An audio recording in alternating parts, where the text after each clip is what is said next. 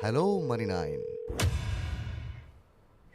नमस्कार, आभार, अभिनंदन, स्वागत आप सभी का। Hello money nine. मेरा सवाल है मैं हूं विपुल सिंह। हफ्ते का पहला कारोबारी दिन और बाजार में हरियाली छाई हुई है। निफ्टी की अगर बात करें, मजबूती के साथ खुला और धीरे धीरे करके वो मजबूती बढ़ती हुई दिखाई दी।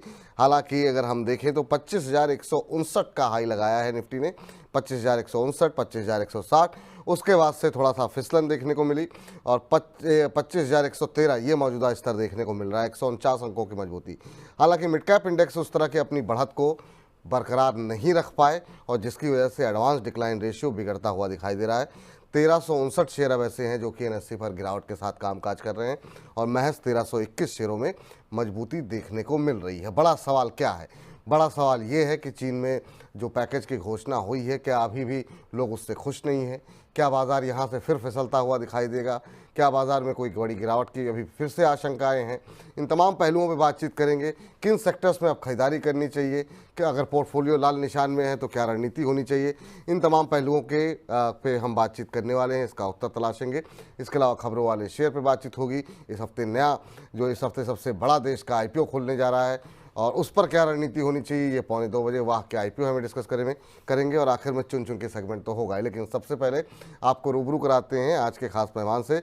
हमारे साथ आज के खास मेहमान डॉक्टर रवि सिंह जी जुड़ चुके हैं। रवि जी, बहुत बहुत स्वागत आपका। और बहुत लोगों ने मिस किया आपको और काफ़ी बड़ी संख्या में दर्शक आपसे जुड़ करके तमाम सवाल पूछना चाहते हैं, लेकिन आपसे बाजार में प्रतिक्रिया लें उससे पहले अपने दर्शकों को जरा फटाफट दिखा देते हैं कि कौन से वो बड़े इवेंट हैं जो कि जिस पर कि इस हफ्ते नज़रें रहेंगी और बाजार की दिशा को वो प्रभावित कर सकते हैं। तो सबसे पहले आइए जरा एक एक करके जरा नज़र डालते हैं। दूसरी तिमाही के नतीजे Q2 रिजल्ट्स पर सबसे बड़ी निगाहें रहेंगी और आज रिलायंस इंडस्ट्रीज़ के नतीजे पर भी निगाहें रहेंगी, बाजार बंद होने के बाद आएंगे। Infosys, HDFC bank, Bajaj auto के भी आंकड़े जो है वो इसी हफ्ते देखने को मिलेंगी। महंगाई दर के आंकड़े जो है वो कल आने वाले हैं, उस पर भी हमारी निगाहें रहेंगी। इसके अलावा अमेरिका से क्या कुछ हो सकता है। अमेरिका में जो रिटेल बिक्री के आंकड़े आने हैं, जो जॉब के आंकड़े हैं, वो बाजार को प्रभावित कर सकते हैं। 17 अक्टूबर महत्वपूर्ण दिन। ईसीबी 17 अक्टूबर को ब्याज दरों पर अपनी फैसला करेगा। उम्मीद ये जताई जा रही है कि 25 बेसिस पॉइंट के आसपास की कटौती यहाँ पर हो सकती है, ऐसा अनुमान जताया जा रहा है अगर महंगाई दर नियंत्रण में रहती है तो। कच्चे तेल की कीमतों पर सबकी निगाहें लगी हुई हैं क्योंकि जिस तरीके से ईरान इजराइल युद्ध चल रहा है, यहाँ पे अगर कोई गतिविधि तेज बढ़ती हुई दिखाई देगी वो बाजार के लिए नेगेटिव हो सकता है। मध्य पूर्व में युद्ध की स्थिति ये लगातार एक परमानेंट ट्रिगर है जो कि बाजार की दिशा को कभी बिगाड़ सकता है। इसके अलावा एफआईएस की खरीद बिक्री के आंकड़ों पर भी रहेगी और अक्टूबर के अंदर मार्च 2020 के बाद सबसे बड़ी बिकवाली देखने को मिली है इस महीने। सिर्फ कैश में जो है करीब 58,000 करोड़ के आसपास की बिकवाली देखने को मिली है। इसके अलावा हुंडई मोटर का आईपीओ, जो कि इतना देश का सबसे बड़ा आईपीओ है, तो बहुत लोग आशंकित हैं क्योंकि जब जब देश के सबसे बड़े आईपीओ आते हैं, वो चाहे रिलायंस पावर हो, एलआईसी हो, पेटीएम हो, हमने देखा है कि बाजार या तो लड़खड़ाता है या फिर वो आईपीओ उम्मीद पर खरा नहीं उतरता है। तो इस पर क्या कुछ राय होगी, इस पर भी हमारी निगाहें लगातार रहेंगी। रवि जी, आपकी टिप्पणी बाजार के ऊपर, कैसे बाजार को आप देख रहे हैं और इस बाजार के अंदर क्या कुछ रणनीति आप अपनाने की सलाह दे रहे हैं?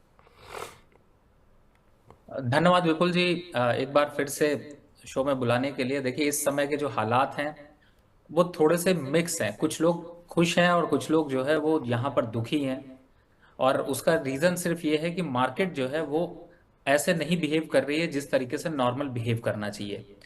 क्योंकि इस समय निफ्टी में अगर आप ट्रेड करने जाते हैं, स्टॉक्स जो पकड़ते हैं वो गिर जाते हैं, और जब आप काट के एग्जिट हो जाते हैं तो वो बढ़ जाते हैं। तो दुख, चिंता, ये जो है वो काफी हद तक बढ़ी हैं। फिलहाल देखिए, इस सारे दौर को देखते हुए लास्ट 2-3 महीने के हिसाब को अगर यहाँ पर कंपैरिजन किया जाए तो ये कहा जाए कि ये नो ट्रेड जोन थोड़ा ज्यादा रहा है और धीरे धीरे करके मार्केट अपने जो कॉन्फिडेंस है उसको लीक कर रहा है, लूज कर रहा है, वीक होता जा रहा है। तो यहाँ पर जो तेजी है वो बहुत ज्यादा रिलायबल नहीं है और बहुत ज्यादा यहाँ पर फायदेमंद नहीं है कि बहुत ज्यादा कुछ अपवर्ड मोमेंटम दिखाई देगा। जैसे निफ्टी के लेवल्स की बात कर लें, 25,100 चल रहा है।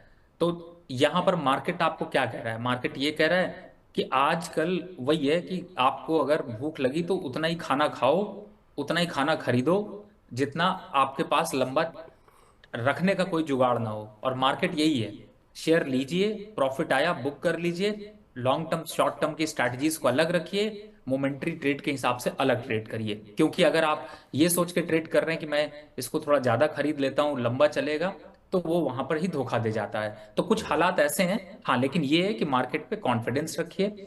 फंडामेंटली जो स्टॉक्स अच्छे हैं उनको इस तुलना में मत लाइए कि यहाँ पर मार्केट खराब है, यहाँ पर मार्केट अच्छी है, मेरे स्टॉक नहीं चल रहे, निफ्टी इतना चल गया।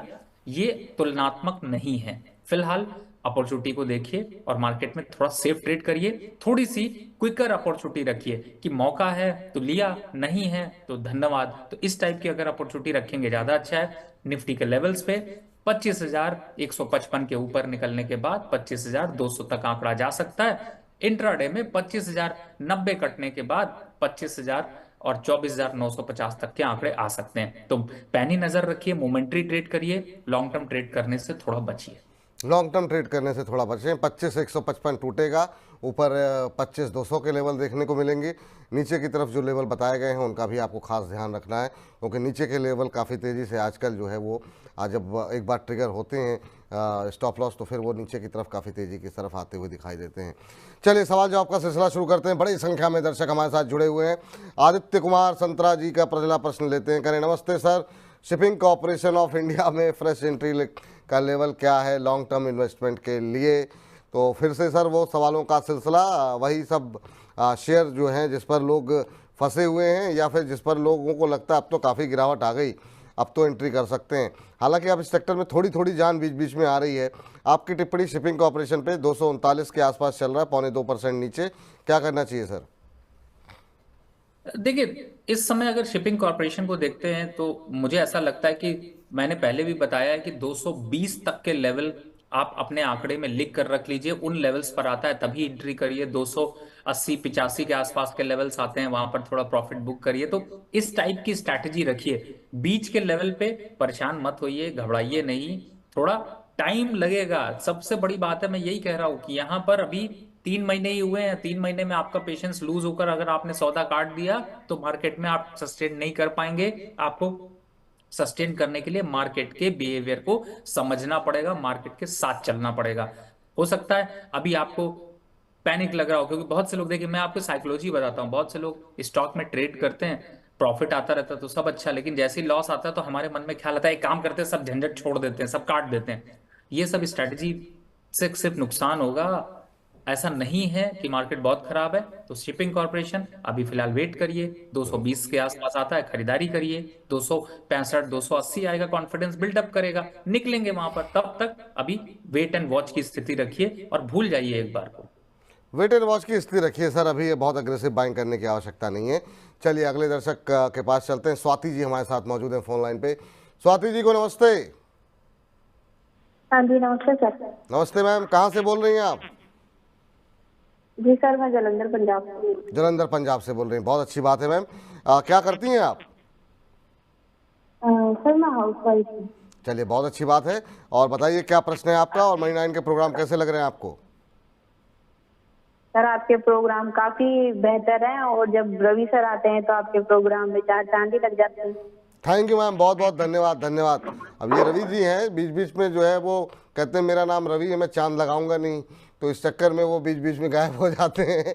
चलिए मैम बताइए क्या सवाल है आपका? सर मेरे पास बर्जर पेंट के शेयर्स हैं एट द रेट 510 पे। 510 और 510 सर पे? मेरे को ये हाँ सर, और प्लीज एक सवाल और ले लीजिए एनसीसी पे।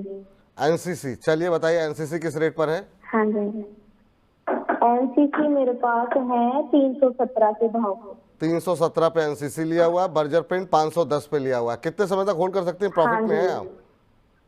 सर, मैंने लॉन्ग टर्म के लिए लिया है। लॉन्ग टर्म के लिए लिया हुआ है, चलिए अच्छी बात है। 569 का लेवल अभी देखने को मिल रहा है। 510 पे इन्होंने लिया हुआ है। 59 रुपये 60 रुपये के आसपास पर शेयर का प्रॉफिट हो रहा है। हालांकि जो कच्चे तेल की कीमतों में उतार चढ़ाव बना हुआ है उसका असर निश्चित रूप से आपके मुनाफे नुकसान पर पड़ सकता है। तो क्या कहाँ पे एग्जिट कर जाना चाहिए वो जरा पहले रवि जी से समझते हैं, उसके बाद से एनसीसी का भी जिक्र कर लेंगे। सर क्या सलाह रहेगी बर्जर पेंट्स के ऊपर? प्रॉफिट अभी है, बन रहा है यहाँ पर, कहाँ पे एग्जिट करना चाहिए? देखिए, बिल्कुल आपने सही कहा। और मुझे ऐसा लगता है कि मैम आप हाउस वाइफ हैं, दिवाली वाली की कुछ शॉपिंग करनी होगी, तो फिर यहाँ पर बर्जर पेन में एक बार प्रॉफिट बुक कर लीजिए। और दूसरा जो आप वापस खरीदने की अगर सोच रही, भले आप लॉन्ग टर्म सोच रही हो, लेकिन मुझे ऐसा लगता है कि 500 जो 10 आपने खरीदा है वो लेवल आने वाले कुछ महीनों में वापस देखने को मिल सकता है। तो एक बार प्रॉफिट काट लीजिए, दोबारा 510 आएगा तो फिर खरीद लीजिएगा, तब तक आपके पास पैसा भी रहेगा। दूसरा स्टॉक है आपका एनसीसी। देखिए वो भी थोड़ा सा तो ओवरबॉट जोन में खरीदा है आपने, लेकिन यहां पर मैं कहूंगा कि आप 280 रुपए तक अभी वेट करिएगा। 280 के आसपास आता है, एक बार दोबारा से बात कर लीजिएगा। अगर रखना होगा तो रखेंगे, एग्जिट करना होगा तो एग्जिट करेंगे, दूसरे स्टॉक पे जाना होगा तो वहां जाएंगे। लेकिन सिचुएशन को ऐसे ही हैंडल करते हैं, तो एक में प्रॉफिट और एक पे थोड़ा सा इंतजार। ठीक है, एनसीसी में थोड़ा वेट कीजिए मैम, और बर्जर में एक बार के लिए मुनाफा बुक कर लीजिए। दिवाली का टाइम है, कम से कम खर्चे वर्चे जो है आपके निकल जाएंगे अच्छे खासे। तो चलिए इस बीच सब्बीर आजमी साहब का सवाल ले लेते हैं, और सब्बीर आजमी जी का सवाल भी है और शिकायत भी है। कह रहे हैं डॉक्टर साहब के कहने पर इरकॉन, अदानी पावर, एनएचपीसी सब आपके कहने पर आपने बाय करवा रहा है, बहुत लॉस में है। आज इंडेक्स भाग रहा है फिर भी शेयर नीचे है, क्यों कब तक वेट करूं, मैं कब तक अश्क बहाऊं, यारों मेरी मदद करो मैं भी प्रॉफिट में आऊं। तो ये सर बड़ी शायराना अंदाज में इनकी जो है ये शिकायत भी है और नुकसान में है। शिकायत तो क्या, नुकसान में है। एनएचपीसी तो वाकई में थका रहा है बुरी तरीके से।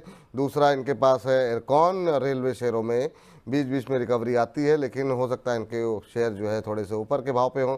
इनके पास शेयर भी थोड़े चुन चुन करके ही हैं। तो और एक अदानी पावर है, इनका लेवल किसी का इन्होंने नहीं लिखा हुआ है। कह रहे हैं बाजार ऊपर जा रहा है, मेरे शेयर नहीं जा रहे हैं, मेरा पोर्टफोलियो रेड में है। क्या सलाह रहेगी सर इनके लिए आपकी?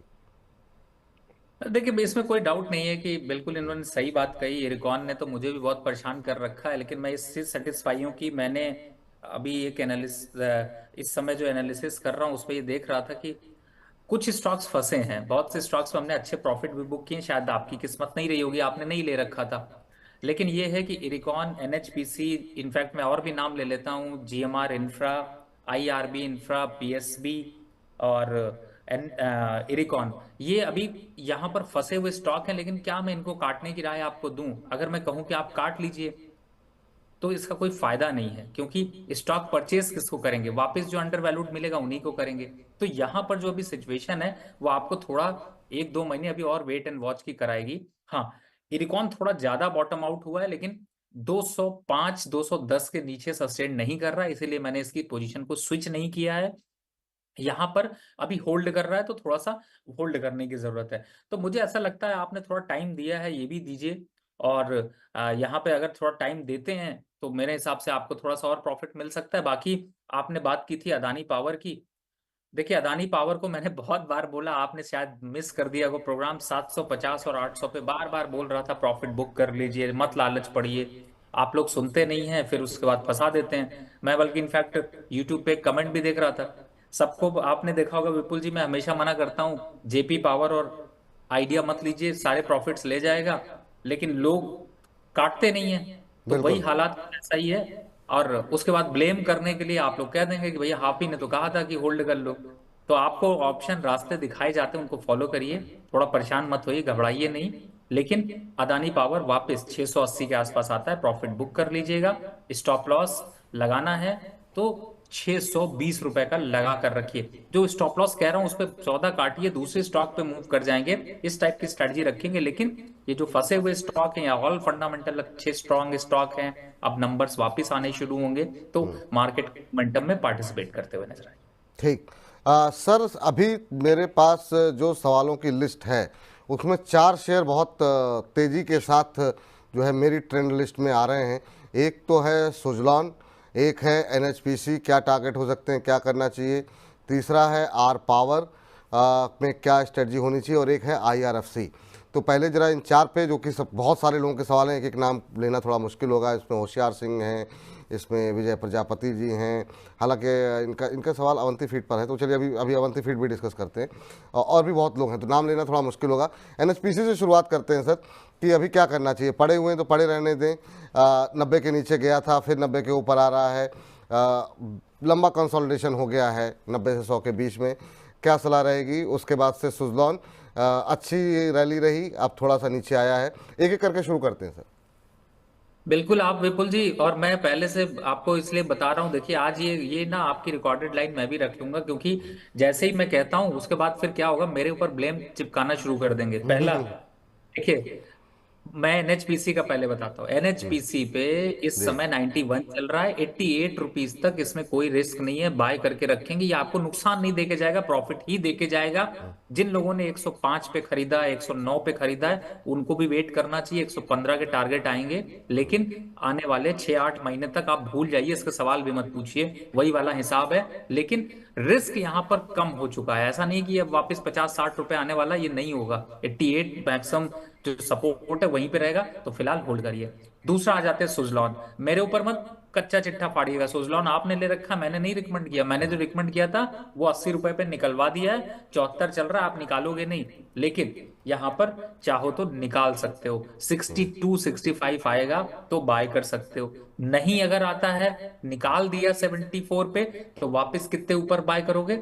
85 के ऊपर। कितना जाएगा? 98 से ऊपर नहीं जाएगा, 95 पे आके थक जाएगा।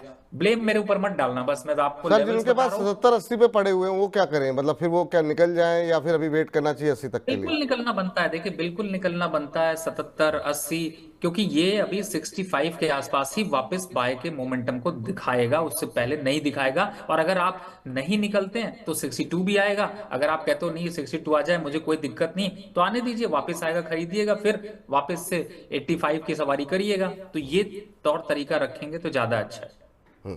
तो ये हो गया सुजलॉन। आर पावर पे भी जरा एक टिप्पणी आपकी हो जाए।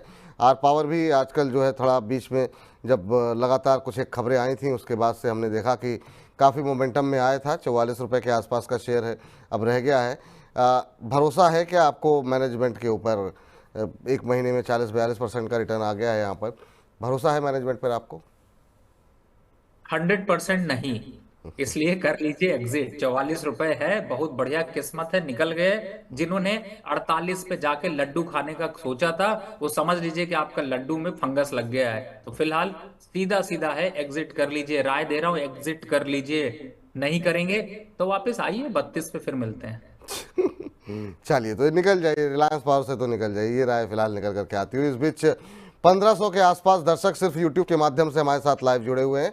इसके अलावा हमारे फेसबुक और ऐप पर भी बड़ी संख्या में लगातार लोग जुड़ रहे हैं। तो आप लोग संख्या बल को बढ़ाइए, वरना फिर रवि जी वैसे ही कम आ रहे हैं आजकल, कहीं ऐसा ना हो कि और ज़्यादा कम कर दें। तो संख्या बल जो है वो जो है रवि जी को चाहिए होगा। जितने हो सके अपने परिवारजनों के साथ, दोस्तों के साथ, अपने ऑफिस के कलीग्स के साथ शेयर कीजिए लिंक को, ताकि हम लोगों का भी उत्साहवर्धन होता रहे। और यही एक चीज़ है जो कि उत्साह बढ़ाती है, आप लोगों की टिप्पणियाँ, आप लोगों का जो जन समर्थन है वो। तो मनी 9 के परिवार को और ज़्यादा विस्तार देने में लगातार हमारी मदद कीजिए। चलते हैं वीके सिंह जी के पास, उनसे बातचीत करते हैं। सिंह साहब नमस्कार। नमस्कार सर। नमस्कार, कैसे हैं, कहाँ से बोल रहे हैं सर? सर मैं चेन्नई से बात कर रहा हूँ सर। चेन्नई से बात कर रहे हैं, बहुत अच्छी बात है। जॉब करते हैं वहाँ पर? हाँ हाँ, जॉब करता हूँ सर, पार्ट टाइम में थोड़ा थोड़ा इन्वेस्टमेंट भी करता हूँ। चलिए, बहुत अच्छी बात है सर। क्या सवाल है आपका सर? सर जी मैंने बैंक ऑफ महाराष्ट्र के शेयर ले रखे हैं 61 जी। के भाव से। 61? अब सर अभी तो ये जी हाँ जी हाँ। अच्छा अच्छा, कितने समय तक होल्ड कर सकते हैं? सर आप जितना समय राय देंगे हम होल्ड कर लेंगे सर, मुझे जल्दी नहीं है। और जल्दी नहीं है, अच्छी बात है। पहले तो आपको राय दिलाते हैं, लेकिन ये भी आपको बता दें कि चेन्नई में जो आपके ऑफिस के लोग हैं उनको भी मनी 9 के बारे में बताइए, ताकि ज़्यादा से और ज़्यादा लोग चेन्नई में भी हमारे दर्शक बने यहाँ पर।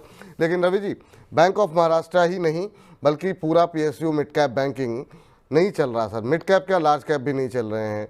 और काफ़ी सारी पिछला लगभग एक क्वार्टर हो गया, हालांकि बहुत लोग ये तर्क दे रहे हैं कि काफ़ी पहले चल चुके थे, लेकिन यहाँ पर वैल्यूएशन का भी खतरा नहीं है उस तरह का, उसके बावजूद नहीं चलने को राज़ी हैं। क्या आपको लगता है कि दूसरी तिमाही के रिजल्ट्स कुछ सरप्राइज लेकर के आएंगे, या अभी क्या करना चाहिए? 61 रुपये पे ले रखे हैं इन्होंने।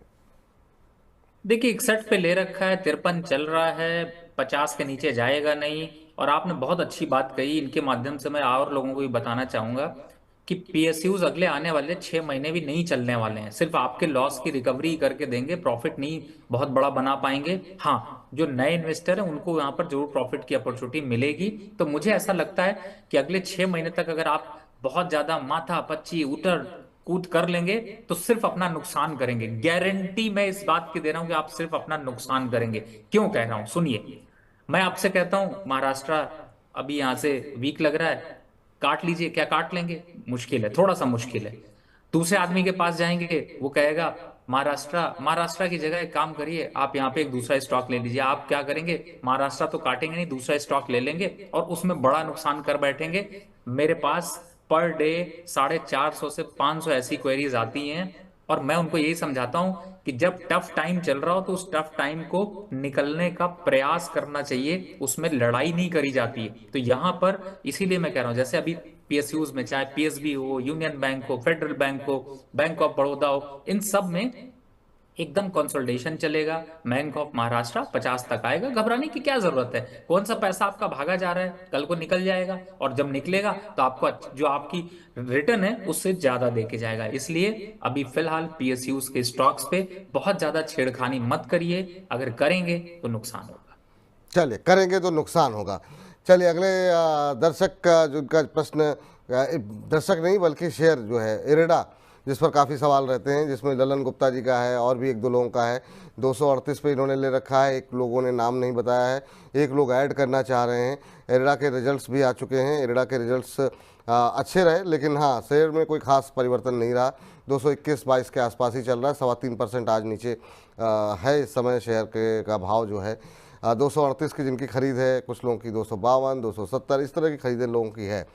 क्या करना चाहिए सर? कहाँ पे एवरेजिंग की सलाह रहेगी? कहीं पर या अभी यहाँ पर भी अभी वेट करने में ही भलाई रहेगी? देखिए मैंने इसको विपुल जी, मैं खुद अपने लेवल्स बताता हूँ, बिकॉज मैं जो लेवल्स एक्सेप्ट करता हूँ उनको फॉलो करता हूँ। 230 और 28 पे मैंने लेने की बात करी थी, लेकिन फिर रिवाइज किया कि भाई थोड़ा रुको, क्योंकि मार्केट सेंटिमेंट नहीं दे रहा है। अभी जो लेवल है वो 220 ही है, लेकिन यहां पर बहुत बड़ी क्वांटिटी, अग्रेसिव क्वांटिटी से मैं चला जाऊं नहीं करूंगा। कुछ लोगों की 275 की बाय होगी, तो मुझे लगता है कि थोड़ा समय दे दीजिए। ये जरूर एक बार को इसने डिप 200 के 8 के 5 के पास का मारा, लेकिन रिकवरी भी फास्ट दिखाई। अगर दोबारा अब रिकवरी दिखाएगा तो सिर्फ एग्जिट करूंगा, बाय नहीं करूंगा। 275 वाला चाहे 265 पे निकालना पड़े निकाल दूंगा, पर रखूंगा नहीं।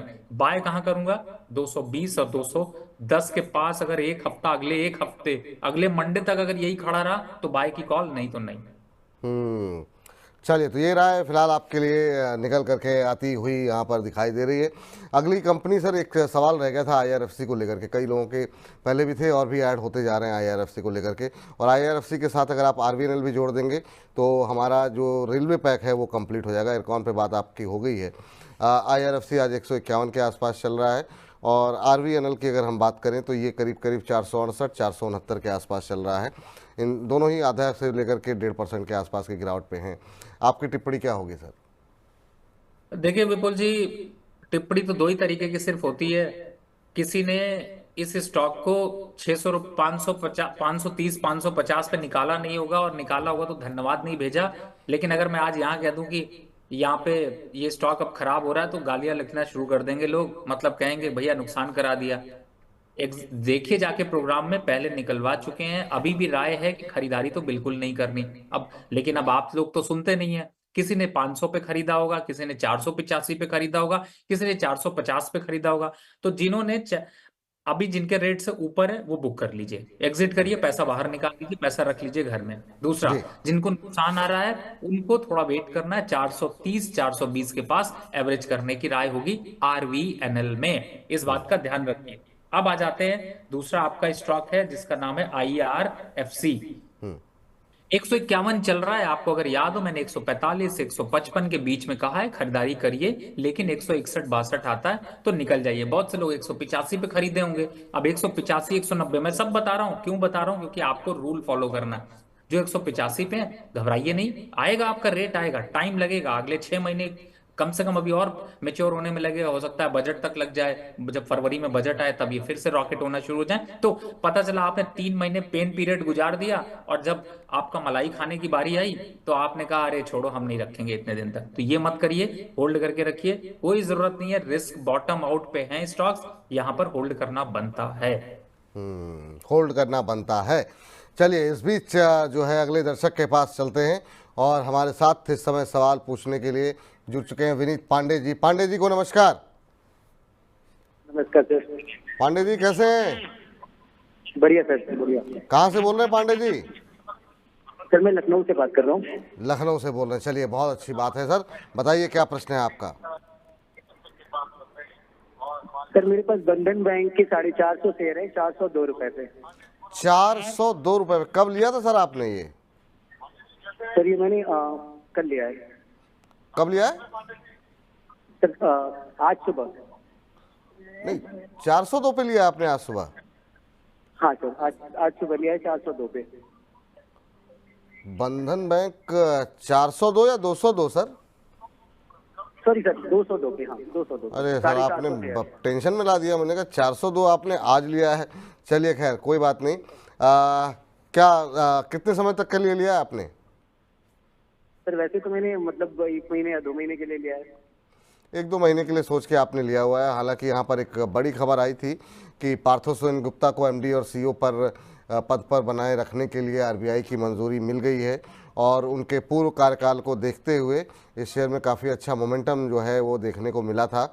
हालांकि आज थोड़ा ट्रेंड रिवर्सल है और 1.5% माफ़ कीजिएगा, उसके बाद से आज थोड़ी सी दबाव जो है बंधन बैंक पे देखने को मिल रहा है। सर बंधन बैंक में क्या करना चाहिए?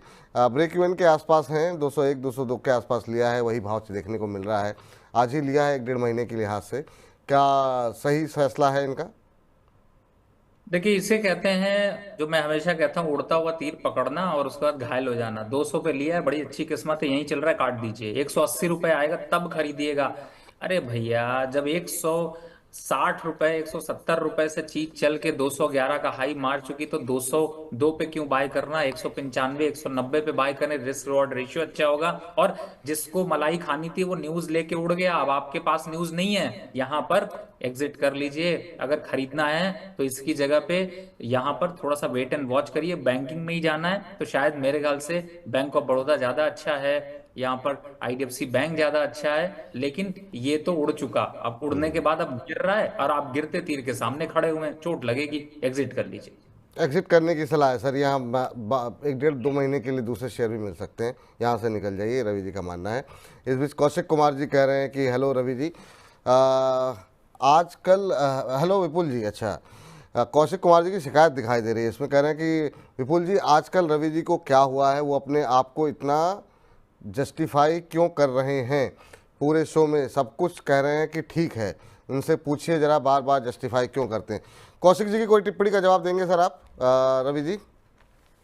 नहीं देखिए, मैं इस पे जरूर कौशिक जी आपसे कहूंगा, मैं जस्टिफाई नहीं कर रहा, लेकिन आप लोग जब इतने परेशान, क्योंकि मैं भी इस चीज को समझता हूँ, विपुल जी की भी इस चीज को समझ रहे हैं। कई प्रोग्राम्स मैंने लगभग 1-2 वीक में प्रोग्राम बहुत छोड़े हैं, कुछ मेरे पर्सनल रीजन रहे, कुछ मेरे मेडिकल रीजन अभी चल रहे हैं, जिसकी वजह से आप लोगों का सपोर्ट नहीं दे पाया। तो जो वो मेरा पेन है वो ये है कि जब आपका साथ देना चाहिए था उस टाइम पे मैं अवेलेबल नहीं, और आप लोग घबरा कर, परेशान होकर ऐसे गलत डिसीजंस ले रहे हैं, जिसकी वजह से मेरे बहुत से लोगों का जो फोन आता है, मैसेजेस आते हैं, आप लोग मैसेज फोन करते हैं, बहुत बहुत धन्यवाद, उस पर नुकसान ले लेते हैं तो मुझे बहुत दुख होता है। विपुल जी ने अभी देखिए 2 मिनट पहले ही, मैं आपको पीछे ले जाता हूं, जब जी उन्होंने कहा कि 402 पर बंधन बैंक लिया था, तो विपुल जी को ऐसा आघात लगा जैसे किसी ने तीर उनके दिल पे मारा हो। नहीं नहीं हमारा क्या बिल्कुल। है, हमें क्या प्यार है? हमें प्यार है सिर्फ आपसे।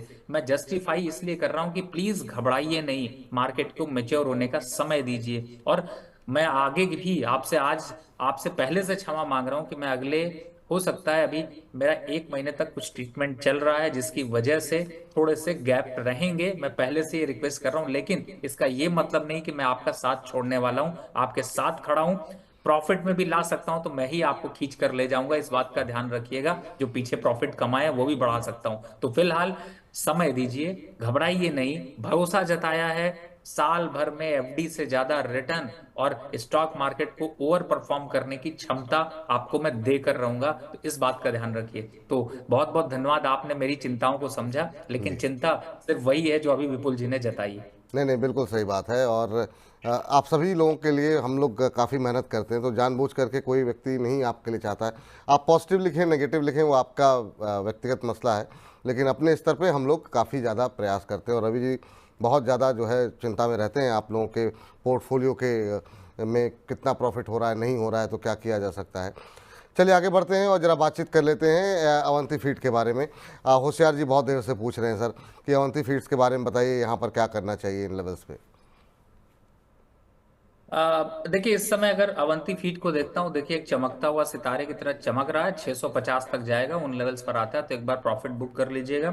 और बिल्कुल आपने विपुल जी, पता है प्रॉब्लम कहाँ आती है विपुल जी, मैं अपनी आरएनडी बताता हूँ, आपके प्रोग्राम की आरएनडी बताता हूँ। पिछले हम लोग 1-1.5 साल से प्रोग्राम कर रहे हैं बिल्कुल। और आपको बताऊं कि आज तक 105 से 100 मैं फिगर ही देख लेता हूं, 115 स्टॉक आज तक हम लोगों ने रिकमेंड किए हैं और 115 स्टॉक में से जो है वो 100 स्टॉक्स, लगभग 99 स्टॉक्स प्रॉफिट में रहे हैं और 16 स्टॉक्स नुकसान में रहे हैं। और मजेदार बात यह है कि चिंता इस बात की होती है कि लोगों को प्रॉफिट बुक कराने में भी लालच में लोग बुक नहीं करते हैं, तो चिंता वहीं से सबसे बड़ी आती है। तो मैं चाहता हूं कि आप पोर्टफोलियो को चमका कर रखें और प्लीज फॉलो करें, लेवल जरूर फॉलो करें। जी बिल्कुल। चलिए बबलू राजपूत जी का तुरंत टिप्पणी आगे करें। Wish U a very speedy recovery sir. तो आपके लिए लोग जो है चाहते हैं कि जल्दी से जल्दी आपकी रिकवरी हो, जो भी स्वास्थ्य संबंधी समस्याएं हैं वो जल्द से जल्द पूरी तरीके से ठीक हों। वरुण जी हमारे साथ जुड़ चुके, मनोज कुमार जी हमारे साथ जुड़े हुए हैं। मनोज जी को नमस्ते। मनोज जी को नमस्कार। नमस्कार सर। कैसे हैं मनोज जी, क्या प्रश्न है आपका? सर बहुत अच्छे हैं सर, आपका वीडियो काफी टाइम से देख रहे हैं सर। थैंक यू सर, बहुत बहुत धन्यवाद। मनोज जी कहाँ से बोल रहे हैं आप? जिला मुजफ्फरनगर। मुजफ्फरनगर से बोल रहे हैं, चलिए बहुत अच्छी बात है सर। कैसे लग रहे हैं मनी9 के प्रोग्राम आपको? अच्छे लग रहे हैं सर। चलिए ऐसे ही अच्छे लगते रहें सर, प्रयास हमारा यही है और पोर्टफोलियो भी अच्छा बना रहे। क्या प्रश्न है आपका? सर बजाज हाउसिंग के लिए। बजाज हाउसिंग किस रेट पर ले लिए सर आपने? सर 169। 169 ठीक ठाक नुकसान में है अभी भी आप। आज में 6-6.5% टूट गया शेयर। तो कितने समय तक होल्ड करने के लिए सोचा है? साल 2 साल। साल 2 साल के लिए आपने जो है सोचा हुआ है। थोड़ा सा खबरों पे नज़र रखा कीजिए। अब जैसे कि आज की जो बड़ी गिरावट है उसके पीछे कारण ये है कि बजाज हाउसिंग का जो लॉक इन पीरियड था वो आज में जो है वो कंप्लीट हो रहा है, एक्सपायर हो रहा है। तो जो भी लोगों के लिए ये बंधन था कि वो 1 महीने तक बने रहें, वो लोग यहाँ से एग्ज़िट कर रहे हैं। तो फिर आपको जो है वो 6% के आसपास की गिरावट जो आज देखने को मिल रही है वो देखने को मिल रही है। अब इतनी गैप जो है रिकवरी जो है वो कब आएगी पता नहीं। सर बजाज हाउसिंग फाइनेंस 169 पे लिया, 141 का भाव। देखिए एग्जिट करना चाहिए, साफ साफ है। 110 और 120 के भाव आ सकते हैं, तो आप अगर 2 साल का भी वेट करते हैं तो मुझे लगता है कुछ दिन बाद कर लीजिएगा। अभी एक बार सौदा काट लीजिए, वापस 120 110 के आसपास आता है फिर ले लीजिएगा, शायद 20-30 रुपए बच जाएंगे। और अभी के हिसाब से स्टॉक अच्छा नहीं है, थोड़ा एग्जिट करना पड़ेगा। नुकसान जरूर आ रहा है लेकिन नुकसान बड़ा ना हो। 500 शेयर लिए हैं और बढ़ सकता है, तो एक बार एग्जिट होने की राय है। एक बार के लिए एग्जिट होने की राय है। और इस सब के बीच में सर एक सेक्टर जिस पर बात नहीं हुई है वो है मेटल, जिसको लेके काफ़ी चर्चाएं चल रही हैं। चीन के अंदर बीच बीच में जब स्टिमुलस पैकेज दिए जाते हैं तो रिकवरी आती है। हालांकि आज भी जो है मेटल में थोड़ी सी चमक बरकरार है। और वंशिका चेटवानी जी का सवाल 2 मेटल के ऊपर है, नाल्को पे ऊपर, JSW स्टील के ऊपर। नाल्को इन्होंने 138 पे ले रखे हैं। JSW स्टील के इनके पास 18 शेयर हैं 744 के भाव पर। इसके अलावा टाटा स्टील पे रेणु जी का सवाल है। तो ये इन 3 शेयरों के परिदृश्य में, परछाई में, अगर हम पूरे मेटल पैक पे आपकी राय जानना चाहें कि ये कितना आने वाले समय में जो है ये खाली चाइना ड्रिवन ही रहेगा या क्या भविष्य हो सकता है। नाल्को अब 1.5% के आसपास की मजबूती दिखा रहा है, हालांकि सुबह ज़्यादा तेज़ी थी। नाल्को से शुरू करते हैं सर। अच्छी तेज़ी आज देखने को मिल रही है और ओवरऑल भी अगर हम देखें 232 का 52 वीक हाई लगाया है आज शेयर ने। बिल्कुल विपुल जी। और आपको देखिए अभी हम लोग बात कर रहे थे, ये स्टॉक आपको याद हो विपुल जी 150 130 180 200 रुपए तक बाय के लिए दिया है, अगर आप पीछे रिकॉर्ड्स में देखेंगे। लेकिन आज आपसे देखिए, अब रिक्वेस्ट कर रहा हूं प्रॉफिट बुक कर लीजिए, 0 कर लीजिए पोजीशन को। पहले मैं हमेशा कहता था 10-15% पोजीशन काटिए, आज कह रहा हूं 100% 0 कर लीजिए। वापस कहां लेंगे? वापस उसी पे लेंगे 190 और 200 के पास। तो यहां से 20% तक का करेक्शन प्रॉफिट बुकिंग आएगी। टाइम लगेगा, ऐसा नहीं कि आज ही अभी काट लीजिए नहीं तो छूट जाएगा, कोई बात नहीं। 226 228 230 225 222 इन सब पे प्रॉफिट बुक करना शुरू कर दीजिए, क्योंकि ये स्टॉक थोड़ा अब ओवरबॉट हो चुका है, ज्यादा इंपैक्ट दे चुका है, यहां पर अब स्टॉक से एक बार एग्जिट होना बनता है। दूसरा, आपने बात करी थी जेएसडब्ल्यू स्टील की। इस समय जेएसडब्ल्यू स्टील को अगर मैं देखता हूं तो मुझे इसमें भी थोड़ा सा जो है वो यहां पर वीकनेस दिखाई दे रही है, तो यहां पे इसमें भी कहूंगा कि एग्जिट करने की राय है और इन लेवल्स पर अब बहुत ज्यादा अग्रेशन नहीं होगा। तीसरा है टाटा स्टील, जो से 158 रुपए चल रहा है। जिन लोगों ने लोअर ले रखा है 140, 130, 125, 132 इन लेवल्स पर ले रखा है, उनको बिल्कुल यहां पर प्रॉफिट बुक करना चाहिए और उन्हीं लेवल्स का फिर वेट करना चाहिए 10% के करेक्शन के लिए। और ये जो विधि विधान चल रहा है, ये सबसे थोड़ा सा बचिए। तीसरा स्टॉक है हिंडाल्को, जिसे आप लोग बड़ा अच्छे से लेके बैठे होंगे। मुझे पता है मेरी बाइंग रेट थी 450 से 550 रुपए के बीच की, लेकिन अब मुझे बोरियत हो गई है, थोड़ी थकान हो गई है, स्टॉक भी थोड़ा थकेगा। तो 750, 740, 42 यहां पर प्रॉफिट बुक करने की राय, यानी कि एग्जिट होने की राय। अब कहां नहीं फंसिएगा, सब तो ये बता देते हैं कहां नहीं फंसिएगा। एक का नाम है स्टील इंडेक्स, जो 12 रुपए चल रहा है। छूने की जल्दी मत करिएगा, नहीं तो जैसे ही छुएंगे ऐसा करंट लगेगा कि शॉक हो जाएगा आपका पोर्टफोलियो। दूसरा कहां पे नहीं लेना, विस्ता स्टील 36 रुपए चल रहा है, नहीं लेना, नहीं लेना, नहीं लेना, एग्जिट रहना। तीसरे स्टॉक पे कहां पे अभी है, जिंदल स्टील 750 रुपए चल रहा है, 700 रुपए जब तक नहीं आता तब तक नहीं लेना। किस पे बने रहना, स्टील माइनिंग इन सब से जुड़ा हुआ स्टॉक है वेदांता। अगर आप टिके रहना चाहते हैं तो आप टिके रहिए, लेकिन 530 पे इस पे भी मैंने प्रॉफिट बुक कराया है और कहूंगा 500 पे एक बार प्रॉफिट बुक कर लीजिए। एक दो हफ्ते के लिए जो आपको दिवाली के लिए अभी शॉपिंग करनी है, सजावट करनी है, घर की पेंटिंग करनी है, बच्चों के लिए कपड़े खरीदने, इन स्टॉक्स में पोर्टफोलियो है तो पूरा बाहर खींच लीजिए। ठीक सर, इसमें एक सर एक टाटा स्टील रह गया 138 पे लिया हुआ था रेणु जी ने। मैंने बताया सर, टाटा स्टील ही मैंने बताया था, ओ। 158 प्रॉफिट बुक करने की राय। ठीक ठीक ठीक ठीक ठीक है सर, मुनाफा बुक करने की सलाह जो है रेणु जी आपके लिए है। हाफिज़ मोहम्मद साहब का सवाल है। हाफिज़ मोहम्मद साहब का सवाल अशोका बिल्डकॉन पे है। हालांकि इसको बजिंग स्टॉक्स में डिस्कस करेंगे खबर इसकी, लेकिन 264 पे इन्होंने लिए हुए हैं। आज अच्छे मोमेंटम में है, टारगेट जानना चाहते हैं सर। तो उसी टाइम पे देख लेंगे, ऐसा कुछ खास यहाँ पर अभी तो ठीक। कुछ बदलाव नहीं है, तो उसी टाइम पे देखते हैं। बजिंग पे देख लेंगे। राकेश रे जी की टिप्पणी देख लेते हैं। कह रहे हैं राम राम जी, विपुल जी, रवि जी। कह रहे हैं शेयर में चाहे आग लग जाए, बस आपको सुन के अच्छा लग जाता है। तो ये मतलब ऐसे लोग भी हैं सर कि ठीक है, प्रॉफिट लॉस तो पार्ट ऑफ द गेम है अगर मार्केट में है तो, लेकिन आपको सुनना उन्हें अच्छा लगता है। अब ये जानना चाह रहे हैं कि लॉन्ग टर्म के लिहाज से EIL और BHEL में निवेश कैसा आपको दिखाई दे रहा है। BHEL उन्होंने ले रखे हैं, 100 शेयर इनके पास हैं 288 के भाव पर, और EIL के भी भाव इन्होंने बताए हुए हैं। अभी क्या सलाह रहेगी, क्या टिप्पणी रहेगी सर इनके लिए? देखिए, ये स्टॉक तो वैसे अच्छे हैं, लेकिन मैं कहूंगा 252, 242 के पास तक अगर भेल मिलता है तो जबरदस्त भर लीजिएगा, भर लीजिएगा। भरने का मतलब होता है कि जैसे भी हो, जितना भी पैसा इकट्ठा हो उठा लीजिएगा, तो उस पर ज्यादा फोकस रखिए, EIL को थोड़ा दूर रखिए। EIL को दूर रखिए। सर ओला इलेक्ट्रिक पे काफ़ी सारे सवाल आ रहे हैं, लोग काफ़ी लॉस में हैं। यादव जी कह रहे हैं ओला इलेक्ट्रिक कभी ले सकते हैं क्या? ओला इलेक्ट्रिक पे याद है सर आपको कि मतलब जिस समय काफ़ी लोग इस बात के लिए नाराज़ हो रहे थे कि हमको बताया नहीं गया, कि आप लोगों ने मना किया और हमको लॉस हो गया। आज वही लोग ये सवाल पूछ रहे हैं कि अब हम लॉस में हैं तो क्या करना चाहिए। तो ये होती है स्थिति और ये होता है अनुभव। रवि जी ने उस समय भी कहा था कि ठीक है अभी चल रहा है, चलने दीजिए। अब देखिए 100 रुपये के भी नीचे आ गया, 90 के नीचे आ गया। इनफैक्ट फ्रेश एंट्री के लिए कोई मतलब जगह आपको दिखाई दे रही है 87-88 पे, या अभी आपको और नीचे दिखाई दे रहा है? जिस तरीके से कंपनी की करीब 10,000 से ज़्यादा कंप्लेंट जो हैं वो आ चुकी हैं व्हीकल को लेकर के, EV को लेकर के। देखिए, मैं इस पे अभी बहुत ज्यादा कुछ डिसाइड नहीं कर पाया हूँ, लेकिन हाँ, मेरी जो बायसनेस है वो अब कहीं ना कहीं से सेल की खत्म हो गई है और मुझे ऐसा लगता है कि शायद बाइंग अपॉर्चुनिटी ढूंढनी चाहिए। और अगर थोड़ा एक्स्ट्रा पैसा अगर डालना चाहते हैं तो शायद इन लेवल्स पर मैं रिस्क ही लूंगा, क्योंकि देखिए अगर फंडामेंटल की बात करिए तो मैं एक पैसे का शेयर इस शेयर में नहीं डालना चाहूंगा। लेकिन हाँ, मार्केट के जो मोमेंटम है उसमें कई बार ऐसा होता है कि आपको कॉन्ट्रा खेलना पड़ता है। शेयर गिर रहा होता है लेकिन ऐसा गिरता है कि वहां से रिवर्सल आने के चांसेस हो जाते हैं, वहां पर आप एंट्री करते हैं। तो इस पे 20 से 30% का इन्वेस्टमेंट करने की राय करंट लेवल से बनती है। 80 का स्टॉप लॉस होगा, शायद 100, 115 के टारगेट फिर आए। 100-115 के टारगेट शायद फिर आए। इस बीच राजन पांडे जी कह रहे हैं सर रवि सर की पसंद वाला शेयर गेल इंडिया के बारे में ज़रूर चर्चा कर लीजिए प्लीज़, ज़्यादा दर्शकों के पास ये शेयर ज़रूर होंगे। गेल पर बिल्कुल जो है रवि जी सकारात्मक है और उन्होंने इसको एक SIP करने की सलाह यहाँ पर दी गई थी कि थोड़ा थोड़ा करके आप लीजिए, लंबी अवधि के लिए लीजिए।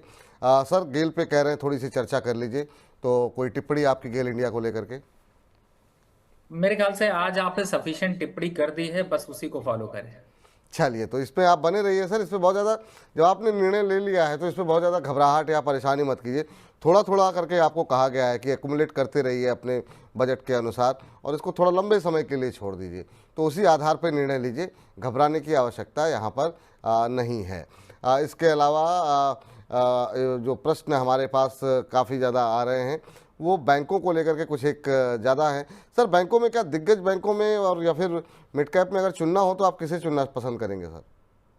देखिए, इससे पहले के प्रोग्राम में विपुल जी, मैंने जब विवेक जी के साथ लास्ट फ्राइडे को प्रोग्राम किया था, जी। हालांकि मेरा मन था कि एक बार आपके साथ भी उसी समय पे ले, लेकिन एक साथ ही 2 शो करना थोड़ा मुश्किल था। बिल्कुल बिल्कुल लेकिन जी। मैं ये जरूर कहूंगा, उस पे मैंने कोटक बैंक आपको एक रिकमेंडेशन दिया था, जिसे मैंने 2150 के टारगेट के लिए लॉन्ग टर्म पे एक बाय का कॉल दिया है, तो उसी को अभी कंटिन्यू करें। बाकी उसमें मैंने अच्छी रैंकिंग करी है।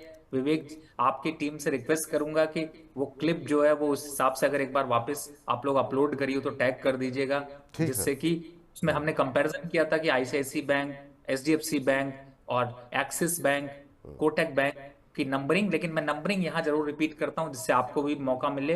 देखिए, सबसे पहला जो फेवरेट स्टॉक है वो है कोटक महिंद्रा बैंक, जिसमें कि अपवर्ड मोमेंटम ज्यादा है। दूसरे नंबर पर अगर यहां पर जाते हैं तो HDFC है, तीसरे नंबर पर एक्सिस बैंक है और चौथे नंबर पर अभी के हिसाब से ICICI बैंक है। और एक पेयर ट्रेड भी बताया था कि जो लोग पेयर ट्रेड करते हैं वो लोग कोटक को बाय करके एक्सिस को सेल कर सकते हैं, और इस तरीके की स्ट्रेटेजी भी आप अपना सकते हैं। तो बैंकिंग काउंटर पे लार्ज पे चलिए और PSUs पे अभी थोड़ा सा वेट एंड वॉच की पॉलिसी। ठीक है, तो ये राय जो है तमाम प्राइवेट बैंकों पे पॉजिटिव हैं, PSUs पर अभी वेट एंड वॉच की स्थिति यहाँ पर दिखाई दे रही है। और इस बीच बलबीर भारद्वाज जी कह रहे हैं कि नमस्ते विपुल सर, रवि सर PFC में क्या एंट्री ले सकते हैं, लंबे समय का नज़रिया है और रवि सर को भगवान जल्दी आपको स्वस्थ करे। तो आपके लिए बहुत सारी दुआएं लगातार जो है वो टिप्पणी में आ रही हैं सर। और इस बीच एक और दर्शक भी हमारे साथ जुड़े हुए हैं, उनका प्रश्न जरा ले लेते हैं। संदीप जी नमस्कार। नमस्कार सर। नमस्कार सर, बताइए क्या प्रश्न है आपका? सर मेरे पास केम्स के IP है 4400 के रेट में 10 शेयर है सर मेरे पास। 10 शेयर है 4400 के रेट पे। चलिए, अच्छे प्रॉफिट में आप हैं और शेयर भी आज अच्छा मोमेंटम में चल रहा है, करीब 3% ऊपर। कितने समय तक होल्ड कर सकते हैं इसे आप? सर 1 से 2 साल के लिए व्यू बता दीजिए सर। अच्छा, लंबी अवधि का नज़रिया है। 200 रुपये, 225 रुपये, 250 रुपये इनफैक्ट जो है आपको जो है यहाँ पर बन रहे हैं। 3% की तेज़ी सर, 4647 का लेवर 4400 पे लिए हुए हैं। 1-2 साल का व्यू यहाँ पर अपनाना चाह रहे हैं। आपकी टिप्पणी क्या रहेगी कैम्स के ऊपर? उसके बाद से PFC में एंट्री लेना चाह रहे थे हमारे जो दर्शक, उनके लिए आपकी टिप्पणी क्या रहेगी? देखिए, कैम्स बहुत अच्छा स्टॉक है, फंडामेंटली बहुत अच्छे स्ट्रक्चर हैं, चार्ट पर भी काफी अच्छा लग रहा है और लॉन्ग टर्म पे 5200 तक के टारगेट दिखा सकता है। तो मुझे लगता है पोजीशन बिल्कुल आपकी सही है और आप यहाँ पर कंटिन्यू रखें, ज्यादा परेशान होने की जरूरत नहीं है। दूसरा जो आपने PFC, REC, मैं 2-1 स्टॉक और भी यहाँ पर ऐड कर दे रहा हूँ, जिस PTC, इन स्टॉक्स में मैंने प्रॉफिट बुक कराया है। फिलहाल अभी भी एंट्री का लेवल नहीं है, तो थोड़ा सा वेट एंड वॉच करें। थोड़ा सा वेट एंड वॉच करें। और इस बीच 2000 से ज़्यादा दर्शक जो है वो हमारे साथ सिर्फ YouTube के माध्यम से जुड़ रहे हैं, बाकी Facebook और ऐप पर भी हमारे दर्शक जुड़ रहे हैं। तो ऐसे ही आप लोग लगातार जो है हम लोगों का हौसला जो है अपनी संख्या बल के साथ बढ़ाते रहिए। अपने इर्द गिर्द के लोगों को लिंक को शेयर करें, अपने स्टेटस पर लगाएं, ताकि और बड़ी संख्या में लोग इस कार्यक्रम से लाभान्वित हो सकें। लेकिन विवेक सक्सेना महादेव जी कह रहे हैं, विपुल सर हर हर महादेव। रवि सर के लिए मैं बस इतना ही कहना चाहूँगा कि शेर कितना भी बीमार हो, दहाड़ हमेशा दहाड़ ही होती है। तो ये सर रवि जी आप भी कर सकते हैं सर, ये दहाड़ने वाला काम जो है ना, ये मतलब ऐसी टिप्पणियाँ जो है वो सिर्फ आप ही के लिए आती हैं। तो ये जो है आपका जो है इसी तरीके से दर्शकों का प्यार जो है वो आपको मिलता रहे और दर्शकों का पोर्टफोलियो हरा भरा रहे, हम यही चाहेंगे। चलिए, और जो है बहुत सारे सवाल अदीप साहब कह रहे हैं कि एनएचपीसी, सर ये सारे शेयर डिस्कस हो चुके हैं, एक ओएनजीसी डिस्कस कर लेते हैं आपके पोर्टफोलियो के। और इसके अलावा एक और दर्शक हैं हमारे और वो कह रहे हैं कि गेल को लॉन्ग टर्म के लिए एक्यूमुलेट करने को बोला है, वैसे अलग अलग सेक्टर्स। सर ये गेल हुआ, या आप लोग दोबारा अगर कार्यक्रम देखेंगे तो आपको तमाम शेयरों पे टिप्पणियां मिल जाएंगी। सर ओएनजीसी पे जरा आप टिप्पणी आपकी चाहेंगे सर। विपुल जी, इस सवाल के पहले मैं आपको मिड में ब्रेक का टाइम है, आपको याद दिला दूं कि आज आपको अपना वादा एक शायरी से पूरा करना होगा, नहीं तो आप बाद में बच नहीं सकते हैं। और आपने लास्ट टाइम मेरे साथ वादा किया था, दर्शकों के साथ भी, तो उसका आप ध्यान रखिएगा। और इसी के साथ में बोनस में मैं 2 स्टॉक की चर्चा करता हूं। पहला है ओएनजीसी, जो कि और दूसरा है एनटीपीसी। तो पहले चर्चा करते हैं ओएनजीसी की। देखिए, थोड़ी प्रॉफिट बुकिंग आएगी। ओएनजीसी 286 रुपए के पास चल रहा है और थोड़ी गिरावट के साथ एक बार 270-72 के पास आ जाता है। पकड़ना मत भूलिएगा, पकड़ लीजिएगा, ऐसे करके पकड़िएगा और 300 रुपए तक पकड़ के रखिएगा। 300 के आसपास तक फिर आ जाएगा, और नहीं आएगा तो क्या चिंता है, मार्केट में कुछ होने वाला नहीं है, इसमें कोई बहुत बड़ी गिरावट के संकेत नहीं। दूसरा एक स्टॉक है जिसके लिए आप लोग धन्यवाद करना भूल गए भाई, लेकिन कोई बात नहीं, आप धन्यवाद मत करिए, बस आप प्रॉफिट निकालते रहिए। एनटीपीसी, याद है आप लोगों को क्या स्टॉक रिकमेंड कहां पर किया था और कहां तक हम लोग लेके गए, कहां पर उसका सौदा कटा? बहुत से लोगों ने तो बढ़िया प्रॉफिट इसमें कमाया और साथ ही अप्लाई करने के चक्कर में मजा ही आ गया। तो अभी भी 400 के जब तक ऊपर है तब तक चाल बढ़िया है, तब तक अपने कंट्रोल पे है, अपनी तरह से ही चलेगा और रिस्क यहाँ पर कम है। लेकिन थोड़ा पार्शियल प्रॉफिट निकालना भी ज्यादा जरूरी, तो थोड़ा ये दिवाली की मिठाई खर्चे ये सब निकालने हैं, कपड़े खरीदने हैं, तो थोड़ा बहुत इसमें प्रॉफिट बुक करना चाहें तो एक बार को बुक कर सकते हैं, लेकिन ज्यादा नहीं। 380-90 रुपए के पास आएगा तो फिर चढ़ाई तैयारी करनी पड़ेगी। दूसरा, आप लोग प्रोग्राम में बिल्कुल बने रहिए। दिवाली है, दिवाली से पहले आपके पोर्टफोलियो पे एक बढ़िया सा चमक और एक बढ़िया स्पाइक अपसाइड की लगानी जरूरी है, तो उसकी तैयारी आने वाले हफ्तों में हम जरूर करेंगे।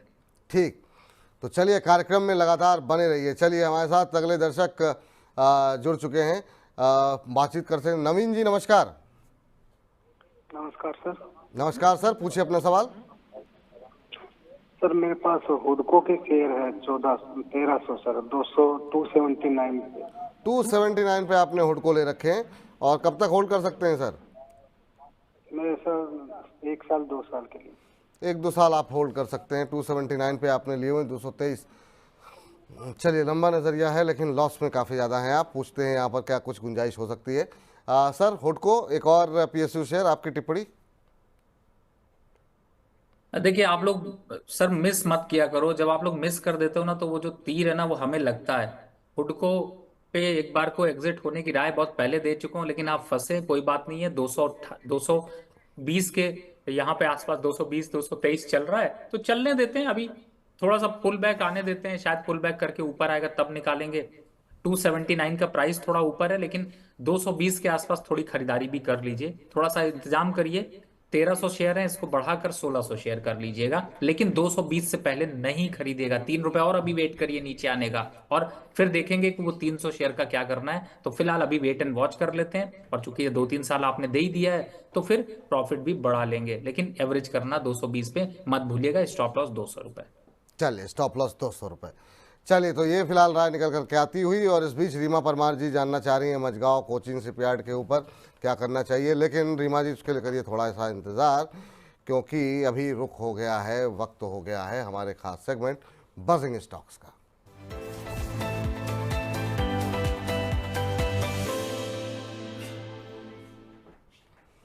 बजिंग स्टॉक्स, जहां पर होती हैं खबरें, खबरों के चलते देखने को मिलता है जिन शेयरों पे एक्शन, क्या होना चाहिए आपका रिएक्शन, और उस रिएक्शन को बताते हैं रवि जी, खबर बताएंगे हम, और निर्णय लेंगे आप कि वहां पर क्या खरीदें, क्या बेचें, कहाँ स्टॉप लॉस लगाएं।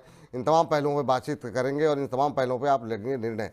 लेकिन जरा एक एक करके जरा स्क्रीन पर जो है तमाम शेयरों को लेकर के आते हैं, और सबसे पहला शेयर जो हम लेकर के आए हैं वो है HAL। HAL पे खबर ये है कि कंपनी को मिल गया है अब महारत्न का दर्जा। जी हाँ, रक्षा शेयरों में सुस्ती के बावजूद जो है HAL की परफॉर्मेंस को देखते हुए केंद्र सरकार ने इसे महारत्न का दर्जा दिया है। महारत्न का दर्जा पाने वाली अब ये 14वीं कंपनी बन गई है HAL, और आज इसमें मोमेंटम भी देखने को मिल रहा है। आपको बता दें कि आखिर में महारत्न मिलने के मायने क्या होते हैं। इससे एक तो कंपनी को ज़्यादा स्वायत्तता मिलती है, कंपनी अपने जो कोई कंपनी को एक्विजिशन करना हो, कोई विस्तार करना हो, उसके लिए जो है वो सरकार की मंजूरी नहीं लेनी पड़ती है, कंपनी जो है वो स्वतः ये निर्णय ले सकती है। और ये आपको बता दें, इसके अलावा जेफरीज इलारा सिक्योरिटीज़ ने शेयर पर जो है वो बाय रेटिंग दी है। 5400 से 5500 तक के टारगेट फिलहाल निकल करके आ रहे हैं। अभी 4500 के आसपास ये शेयर चल रहा है, 1.25% ऊपर। अभी थोड़ी देर पहले रीमा परिवार जी बोल रही थी मझगांव और तमाम HAL जैसे शेयरों पे क्या राय होनी चाहिए। तो HAL से शुरुआत करते हैं, फिर पूरे डिफेंस पैक को इसके साथ कवर करेंगे। सर, HAL अच्छी खबर यहाँ पर आई है, कंपनी की ऑर्डर बुक भी अच्छी है, आपकी टिप्पणी क्या होगी और क्या अब डाउनसाइड लिमिटेड है यहाँ पर, क्या करना चाहिए डिफेंस में? विपुल जी देखिए, अच्छी खबर तो बहुत पहले से थी, लेकिन वो अच्छी खबर धीरे धीरे करके आती है। और फंडामेंटल पे जो आपने बात बताई, ये बहुत इंपॉर्टेंट बात है। इससे कंपनी को प्रोजेक्ट लेना, प्रोजेक्ट करना, एक्सपोर्ट इंपोर्ट, ये सारी चीजों की जो है वो फंडिंग वो बहुत आसानी से मिलेगी, और इसका लॉन्ग टर्म पे बहुत बड़ा इम्पैक्ट है। लेकिन मेरे दोस्तों को यहाँ पर इम्पैक्ट थोड़ा कम दिखाई दे रहा है, क्योंकि बहुत से लोगों ने 52-5400 पे बाय कर रखा होगा, तो वो उम्मीद कर रहे थे। तो देखिए, ये सब मौके निकलेंगे। आपको अगर याद हो तो मैंने इसको 4000-4100 के भाव पे बार बार कहा है, उठाइए, भरिए, अंदर करिए माल को, छोड़ेंगे जब जब प्रॉफिट बड़ा आएगा। तो यहाँ पर अभी HAL वापिस बिल्कुल सही है, 5200-5400 की सवारी कर सकता है, और घबराने की जरूरत नहीं, बॉटम आउट स्टॉक हो चुका है। अगर लॉन्ग टर्म नजरिया है और ये स्टॉक आपके पास नहीं है, तो फिर आप ग्रोथ स्टोरी को मिस करते हुए नजर आएंगे। तो यहां पर इसको जरूर होल्ड करके रखिए। दूसरा, आपने मेस्डॉक की बात की थी, 4300 चल रहा है, 3800 से नीचे का बॉटम नहीं होगा। अप साइड में वापस से 4800 5000 के लेवल्स आ सकते हैं। तो दोनों स्टॉक में थोड़ा सा जो है वो आपको समय देना पड़ेगा, और समय के साथ आपका प्रॉफिट यहाँ पर बढ़ता हुआ नजर आएगा। मुझे लगता है फरवरी और मार्च तक ये टारगेट अचीव होते हुए नजर आ सकते हैं। फरवरी मार्च तक। सर, जब यहाँ तक बात हो ही गई है, तो थोड़ा सा इसमें कोचिन शिपयार्ड का भी तड़का अगर लग जाता तो ज़्यादा बेहतर रहता। और कोचिन शिपयार्ड के साथ थोड़ा सा BDL भी, बहुत सारे सवाल हैं। तो दो सवाल, एक अगर दो प्रश्न और जो है अगर आप कंसीडर कर सकें इसमें तो। आज मैं विपुल जी आपके साथ बात करते हुए एक लिस्ट बना रहा हूं कि आज हम लोग कितने स्टॉक्स पे चर्चा करें। तो अब तक आपने 36 स्टॉक की चर्चा कर ली, 2 और जोड़ लीजिए तो ये 38 हो जाएंगे। और सबसे बड़ी बात, मैंने क्यों ये नोट किया आपको बताऊं, कि भारत में, पूरे वर्ल्ड में शायद कोई ऐसा प्रोग्राम नहीं होगा जो एक साथ 38 स्टॉक पे चर्चा पिछले 40-50 मिनट के अंदर कर ली हो। कोई प्रोग्राम आप देख रहे हो, देख लीजिए, आधे घंटे के प्रोग्राम में 4 स्टॉक की चर्चा होती। मैं गलत तो नहीं हूँ विपुल जी? नहीं, बिल्कुल आप सही कह रहे हैं सर। कोशिश हमारी यही रहती है कि अगर किसी का नाम ना भी ले पाए, फिर भी लोगों की शिकायत तो हम नहीं दूर कर पाते, लेकिन कोशिश ये रहती है कि जिसमें ज़्यादा से ज़्यादा लोग इन्वॉल्व हैं उनके सवालों को हम मिस ना करें। और आपकी भी कोशिश ये रहती है कि जितनी जल्दी समय के अंदर उन प्रश्नों का उत्तर दे करके लोगों को उत्तर मिल जाए, ताकि लोग मिसगाइड ना हो। तो वो कोशिश रहती है, लगातार रह रही है, और इसी वजह से शायद दर्शकों का प्रेम मिल रहा है। तो ये बिल्कुल आप सही कह रहे हैं, कोशिश यही रहती है कि ज़्यादा से ज़्यादा जहाँ पर लोग फंसे हुए हैं तो उस प्रश्नों पर चर्चा कर ली जाए। मुझे तो लगता है विपुल जी, हम लोग अगला शो जब करेंगे, आप जब टैगलाइन डालेंगे तो आप ये डालिएगा कि 50 स्टॉक पे एक साथ क्या नाम है, कवरेज और आपके सवालों का जवाब देने का पहला प्रोग्राम, भारत का पहला प्रोग्राम। तो वो 50 हो जाएंगे, पर मैं चर्चा कर लेता हूं। 50 तो बड़े आराम से होंगे सर, ज़्यादा हो जाएंगे। अभी तो IPO में ही 10-12 तो IPO में डिस्कस हो जाते हैं। अभी जो है चुन चुन के में 2-4 आप डिस्कस करेंगे, फिर अभी बजिंग के बाकी शेयर बाकी हैं, 38 आपने बता ही दिए हैं, तो 50 से ऊपर ही जाएंगे हम लोग सर। 38 को मैं 40 करने वाला हूं, क्योंकि देखिए BDL पे सबसे पहले BDL 1050 के आसपास आता है, खरीदारी का मौका है, इससे नीचे जाएगा नहीं। अपसाइड वापस से आपको 1450 के लक्ष्य फरवरी मार्च तक मिल जाएंगे। आपने चर्चा की थी, मैं BEML की भी चर्चा कर देता हूं, जिससे क्वांटिटी थोड़ी बढ़ जाएगी, जल्दी 50 मारते हैं। तो BEML यहाँ पर 3700 चल रहा है, 3500 के नीचे है नहीं, लेकिन फरवरी मार्च तक 4100 के भाव आ सकते हैं। BEL, भारत इलेक्ट्रिक, उसको कैसे छोड़ दें, उसको भी ले लेते हैं, जिससे कि जल्दी से अर्धशतक कंप्लीट करें। तो 284 चल रहा है, लेकिन अभी थोड़ा रुकना है। इसमें बार बार आप लोगों को बताता हूँ, 295, 200, 300 आता है, थोड़ा प्रॉफिट बुक करिए। अब लेंगे वापस से 275, 280 के पास, रिस्क रिवॉर्ड रेशियो बेहतर होगा। एक स्टॉक है पारस डिफेंस, जिसे आप लोग थोड़ा कम देखते हैं, कम खरीदते हैं, उसमें भी कुछ लोग पोजीशन लेकर बैठे होंगे, तो बिल्कुल। उसको यहाँ पर रखते हैं। तो मुझे लगता है उसमें 950 के आसपास खरीदारी बनती है और 1200 तक के लक्ष्य आपको मार्च तक में देखने को मिल सकते हैं। अब आते हैं, इसमें एक दिग्गज स्टॉक ऐड किया मैंने जिसका नाम है मरीन इलेक्ट्रिक। और ओ, ये डिफरेंस काउंटर में इसलिए ऐड किया है क्योंकि ये स्टॉक पे मेरी रिकमेंडेशन आप लोगों को चल रही है। चुन चुन के स्टॉक का पहला तीर यही है, मरीन इलेक्ट्रिक पे। प्लीज इसको आप बैक टीम अगर डाल दे तो ज्यादा अच्छा, मैं आज मैसेज नहीं कर पाया। 235 230 के बीच में कहीं भी खरीदारी कर लीजिए, प्लीज नोट कर लें। 235 230 जो करंट भाव है, इनमें कहीं भी खरीदारी कर लें। टारगेट इसका है 280 रुपए का और स्टॉप लॉस बनता है 225 रुपए का। 3 महीने का टारगेट, अच्छा खासा मोमेंटम। तो पहला चुन चुन के स्टॉक मैंने आज दे दिया। टारगेट स्टॉप लॉस एक बार फिर से रिपीट कर दिए सर। टारगेट है इसका 280 का और स्टॉप लॉस है 225, 225। 225, 280 का टारगेट। मरीन इलेक्ट्रिक पे खरीदारी की सलाह है। तो हमारी पीसीआर की टीम जो है, हमारे प्रोड्यूसर साहब जो हैं, कमलेश जी जो है, इसको तैयार कर लेंगे। जब चुन चुन के शेयर पे बात होगी तो एक बार इसको फिर से हम दिखाएंगे आपको। चलिए अगली कंपनी जरा लेकर के आते हैं स्क्रीन पर, और वो है विप्रो। विप्रो पे जरा देखते हैं क्या कुछ खबर निकल करके आई है। आज अच्छे मोमेंटम में है। 17 अक्टूबर को कंपनी जो है वो बोनस की घोषणा करेगी। 17 अक्टूबर को कंपनी की बोर्ड बैठक है, जिसमें कि दूसरी तिमाही के नतीजों का भी ऐलान किया जाएगा कंपनी की तरफ से। और आपको बता दें कि 2019 में इससे पहले कंपनी ने बोनस दिया था। 2019 के बाद अब जो है कंपनी बोनस देने जा रही है। तमाम जो ब्रोकरेज हाउसेस की रिपोर्ट है, आनंद राठी है, बाकी भी जो ब्रोकरेज हाउसेस हैं, उनकी तरफ से उम्मीद जताई गई है कि विप्रो के रिजल्ट्स बेहतर रह सकते हैं। और इसी खबर के चलते कि कंपनी जो है लंबे अरसे बाद जो है वो बोनस की घोषणा कर रही है, उसके चलते आज शेयर में मोमेंटम देखने को मिल रहा है और सुबह से ही शेयर में तेजी है। करीब 4% की तेजी अभी भी बनी हुई है। 550 के आसपास विप्रो का शेयर ट्रेड करता हुआ। टीसीएस के रिजल्ट आए सर, उतने अच्छे नहीं रहे। विप्रो से अब उम्मीदें हैं। ओवरऑल आईटी पे व्यू आपका लेंगे, लेकिन उससे पहले विप्रो पे आपकी टिप्पणी क्या होगी? हाँ, देखिए फिलहाल तो मैं पूरे आईटी पैक में धीरे धीरे करके पोजीशंस जो है वो एक्युमुलेट करके एग्जिट करने की राय दे रहा हूं। लेकिन अभी विप्रो का जो ये न्यूज आया, जो इम्पैक्ट है, जो मोमेंटम है, ये अब थोड़ा सा कॉन्फिडेंस दे रहा है। और 580 और 570 ये लक्ष्य आपको देखने को मिल सकते हैं। तो इन लक्ष्य का इंतजार करिए। उन लक्ष्य पर आता है तो विपुल जी को तंग जरूर करिएगा, पूछिएगा जरूर, क्योंकि बहुत दिनों के बाद ये चाल बदला है। तो ऐसा तो नहीं कि वहां से फिर से डिप आ जाए, तो वहां पर देखेंगे एग्जिट करना है या रुकना है। लेकिन 570 580 का लक्ष्य, स्टॉप लॉस यहां पर बनता है 530 रुपए का। 570 580 का लक्ष्य जो है वो देखने को मिल सकता है। स्टॉप लॉस जो बताया गया उसका ध्यान रखिए। सर आईटी पे कोई फेवरेट है क्या सर आपका? मिड कैप आईटी में जैसे बीच बीच में बहुत लोग के हैं कि अब रिजल्ट आ रहे हैं, एम्फोसिस का नाम काफ़ी ज़्यादा आ रहा है, और भी शेयर हैं जिनके नतीजे आएंगे। अभी एचसीएल टेक है, कुछ है एक दो रडार पे सर, या फिर अभी जो है आप कह रहे हैं कि नहीं एग्जिट करने का टाइम है? विपुल जी, आप चुन चुन के स्टॉक के लिए फिर बाद में देना पड़ेगा, लेकिन हाँ, चलिए ठीक आपने है। बोल दिया है तो मैं एक स्टॉक नोट कराता हूं। अब आपके फिर से कमलेश जी को आज तंग करूंगा, प्लीज नोट करिए।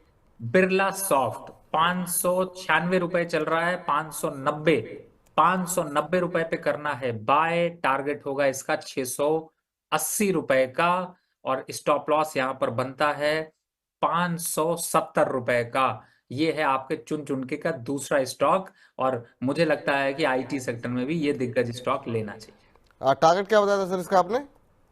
टारगेट मैंने बताया इसका 680, 680 680 680 के स्टॉप। लक्ष्य जी, 680 का लक्ष्य, 570 का स्टॉप लॉस, 590 के आसपास से शेयर चल रहा है।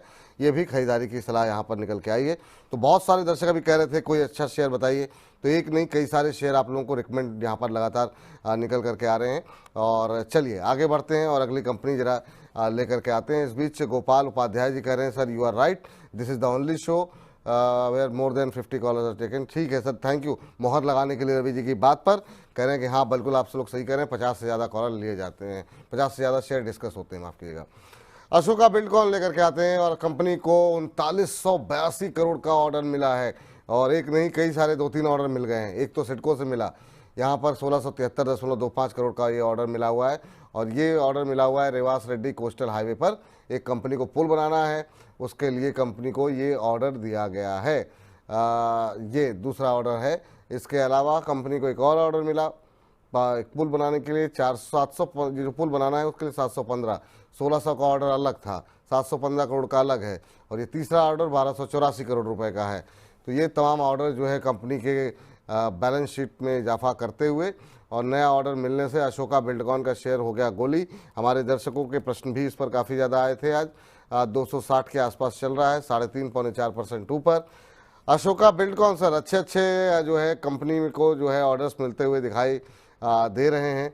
अभी क्या करना चाहिए? पिछले 6 महीने में 54%, साल भर में करीब करीब डबल हुआ है शेयर। आपकी टिप्पणी क्या होगी? बिल्कुल आपने सही कहा। आपने जितनी बढ़िया न्यूज़ बताई है उतना ही बढ़िया तेजी से स्टॉक चल रहा है। 300 की सवारी करता हुआ नजर आएगा अशोका बिल्डकॉन में। पहला फ्रेश बाय दोबारा 250 252 पे उठा लीजिएगा, सोना मत छोड़िएगा। दूसरा 300 रुपए का टारगेट, स्टॉप लॉस 242। तो ये है अशोका बिल्डकॉन का पावर, और अभी और चढ़ता हुआ नजर आएगा। जी चलिए, इस बीच अगली कंपनी लेकर के आते हैं स्क्रीन पर और देखते हैं वहाँ पर क्या कुछ हलचल देखने को मिल रही है और यहाँ पर क्या रणनीति होनी चाहिए। तो अगली कंपनी जो है वो है पीएनसी इंफ्राटेक। पीएनसी इंफ्राटेक में भी काफ़ी ज़्यादा बीच बीच में ऑर्डर की खबरें आ चुकी हैं। इसको भी सिडको से ही ऑर्डर मिला हुआ है और इसको 2039.6 करोड़ रुपए के कंपनी को ये ऑर्डर मिले हुए हैं। आपको बता दें कि अक्षय इंफ्रा के साथ कंपनी ने एक जेवी की हुई थी और इस पूरी जेवी को ये प्रोजेक्ट जो है वो मिलता हुआ दिखाई दिया है। किस चीज़ के लिए प्रोजेक्ट मिला हुआ है? 20 मीटर से ज़्यादा चौड़ी सड़कों के निर्माण के लिए, वहाँ पे इलेक्ट्रिसिटी के लिए और तमाम चीज़ों के लिए ऑर्डर मिला हुआ है। और जो नया ऑर्डर मिला है उससे 3.25% के आसपास की तेज़ी जो है वो शेयर में देखने को मिल रही थी जब हमने खबर बनाई थी, और अब करीब 3% ऊपर 453 का लेवल देखने को मिल रहा है। पीएनसी इंफ्राटेक पे सर आपकी राय जानना चाहेंगे। एक दर्शक भी हमारे साथ जुड़ चुके हैं इस पर बातचीत करने के लिए। आजम खान साहब हमारे साथ मौजूद हैं। आजम खान साहब नमस्कार, अस्सलाम वालेकुम। नमस्कार विपुल सर, वालेकुम अस्सलाम। कैसे हैं सर आप? क्या प्रश्न है आपका? बड़ा बड़ा धन्यवाद सर आपका सवाल लेने के लिए। सर काफी टाइम से ट्राई कर रहे थे। अरे सर, आज आखिरकार आपने ले ही लिया। अरे सर आपका कार्यक्रम है सर, पूछिए सर क्या प्रश्न है? सर पीएनसी इंफ्रा का हमने सर लगभग 3 महीने पहले 535 से 1500 शेयर लेके रखे थे सर। ठीक है। तो 410 तक आया है। काफी अभी 2 साल तक हम वेट कर सकते हैं सर, कुछ है उसमें भी निकल जाए सर। कितने समय तक बताया आपने होल्ड कर सकते हैं? सर 1 साल 2 साल 3 साल 1-2 साल, चलिए लंबी अवधि का नजरिया, ये अच्छी बात है आपकी। 535 पे आपने लिया हुआ है और अभी का जो भाव है वो 453 के आसपास का है।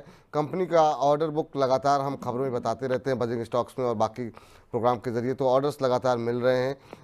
जिस क्षेत्र में कंपनी काम में जुड़ी हुई है वो क्षेत्र काफ़ी अच्छा है। लेकिन सर आपकी टिप्पणी क्या होगी?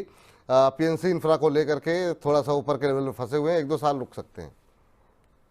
देखिए 440 का रेट नोट कर लीजिए, 435 का इन लेवल्स पर थोड़ा एवरेज करेंगे तो ज्यादा अच्छा होगा, जिससे आपका 535 का भाव घटकर 500 रुपए के आसपास आएगा। इस स्टॉक का मतलब ये है कि 500 के आसपास या 510 520 का लेवल आता है तो एक बार एग्जिट करना चाहिए और वापस आप प्रॉफिट पे उसी तरीके से निकल सकते हैं। जिन लोगों ने अभी होल्ड करा है, न्यूज का इम्पैक्ट लिया है, बाय कर रखा है, होल्ड करिए। 520 के आसपास आता है तो छूटते ही निकल जाइए, क्या करना है, प्रॉफिट निकाल लेंगे।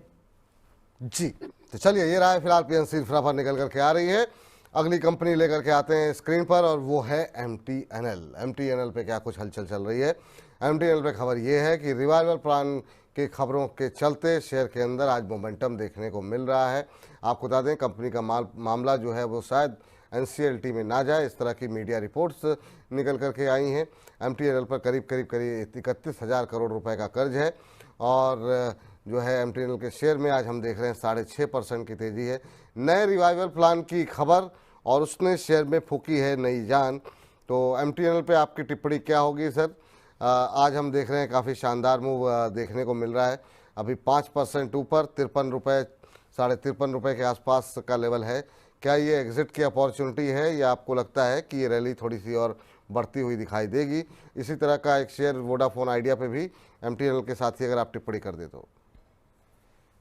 बिल्कुल आपने सही कहा, जान फूकी है। लास्ट ऑक्सीजन सिलेंडर जब जब दिया बुझता है तो उससे पहले जो आग जलती है वो वही हिसाब है। यहाँ पर 60 रुपए का लेवल आता है, एग्जिट हो जाइएगा, मत रखिएगा। 40 रुपए के आसपास फिर आ जाएगा और फिर मुझे ब्लेम मत दीजिएगा। तो यहाँ पर MTNL से कर लीजिए एग्जिट, और अगर प्रॉफिट में है तो तुरंत कर लीजिए, प्रॉफिट में नहीं है 58-59 का बाय है तो थोड़ा वेट करके 58 तक निकाल दीजिएगा। लेकिन उसके भी रिस्क यहाँ पर ज्यादा है, 50 के नीचे जाने के बाद कंप्लीट एग्जिट यहाँ पर बनता है। दूसरा, आपने वोडाफोन का, अरे लेने लायक ही नहीं है शेयर, तो बताऊं क्या कि इसमें आपको करना क्या है? जो है वही करे रहिए, पड़े हैं तो पड़े रहिए, नहीं लेना तो मत लीजिए, नहीं कुछ करना तो ज्यादा अच्छा है। चलिए, तो ये फिलहाल नोडा आइडिया पे और बाकी MTNL पे राय निकल करके आती हुई, और इसी के साथ बजिंग स्टॉक्स को अब करते हैं हम समाप्त।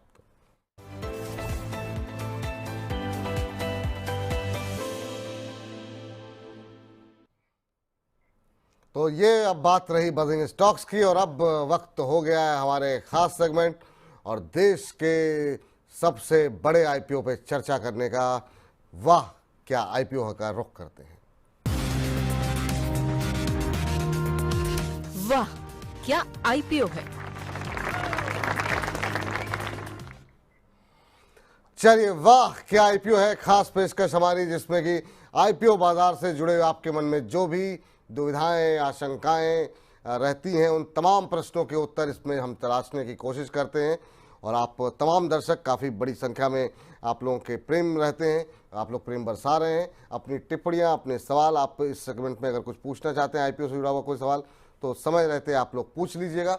लेकिन बात सबसे पहले करेंगे देश के सबसे बड़े IPO की, जिसमें एक तरफ तो लोग काफ़ी उत्साहित हैं और दूसरी तरफ आशंकित इसलिए क्योंकि जिस तरीके का ट्रैक रिकॉर्ड रहा है इतिहास में, चाहे वो हम बात करें रिलायंस पावर की, चाहे बात करें LIC की, पेटीएम की, जब जब शब्द लगता है देश का सबसे बड़ा IPO, तब लोग निवेशकों को थोड़ी सी जो है मुंह की खानी पड़ती है, कई बार तो बाजार भी लुढ़क जाते हैं। लेकिन अभी कल से खुलने वाला IPO है, किस तरह की तैयारियां होनी चाहिए और आप क्या पैसे लगाएंगे नहीं लगाएंगे, पहले तो फंडामेंटल समझते हैं शौर्य के साथ, और फिर डिटेल में बातचीत होगी रवि जी के साथ। जी, जैसा आपने बताया इतना बड़ा IPO है, तो हमारी कोशिश रहती है अलग अलग तरह के इन्फॉर्मेशन दे सकें ताकि और इन्फॉर्म डिसीजन लें।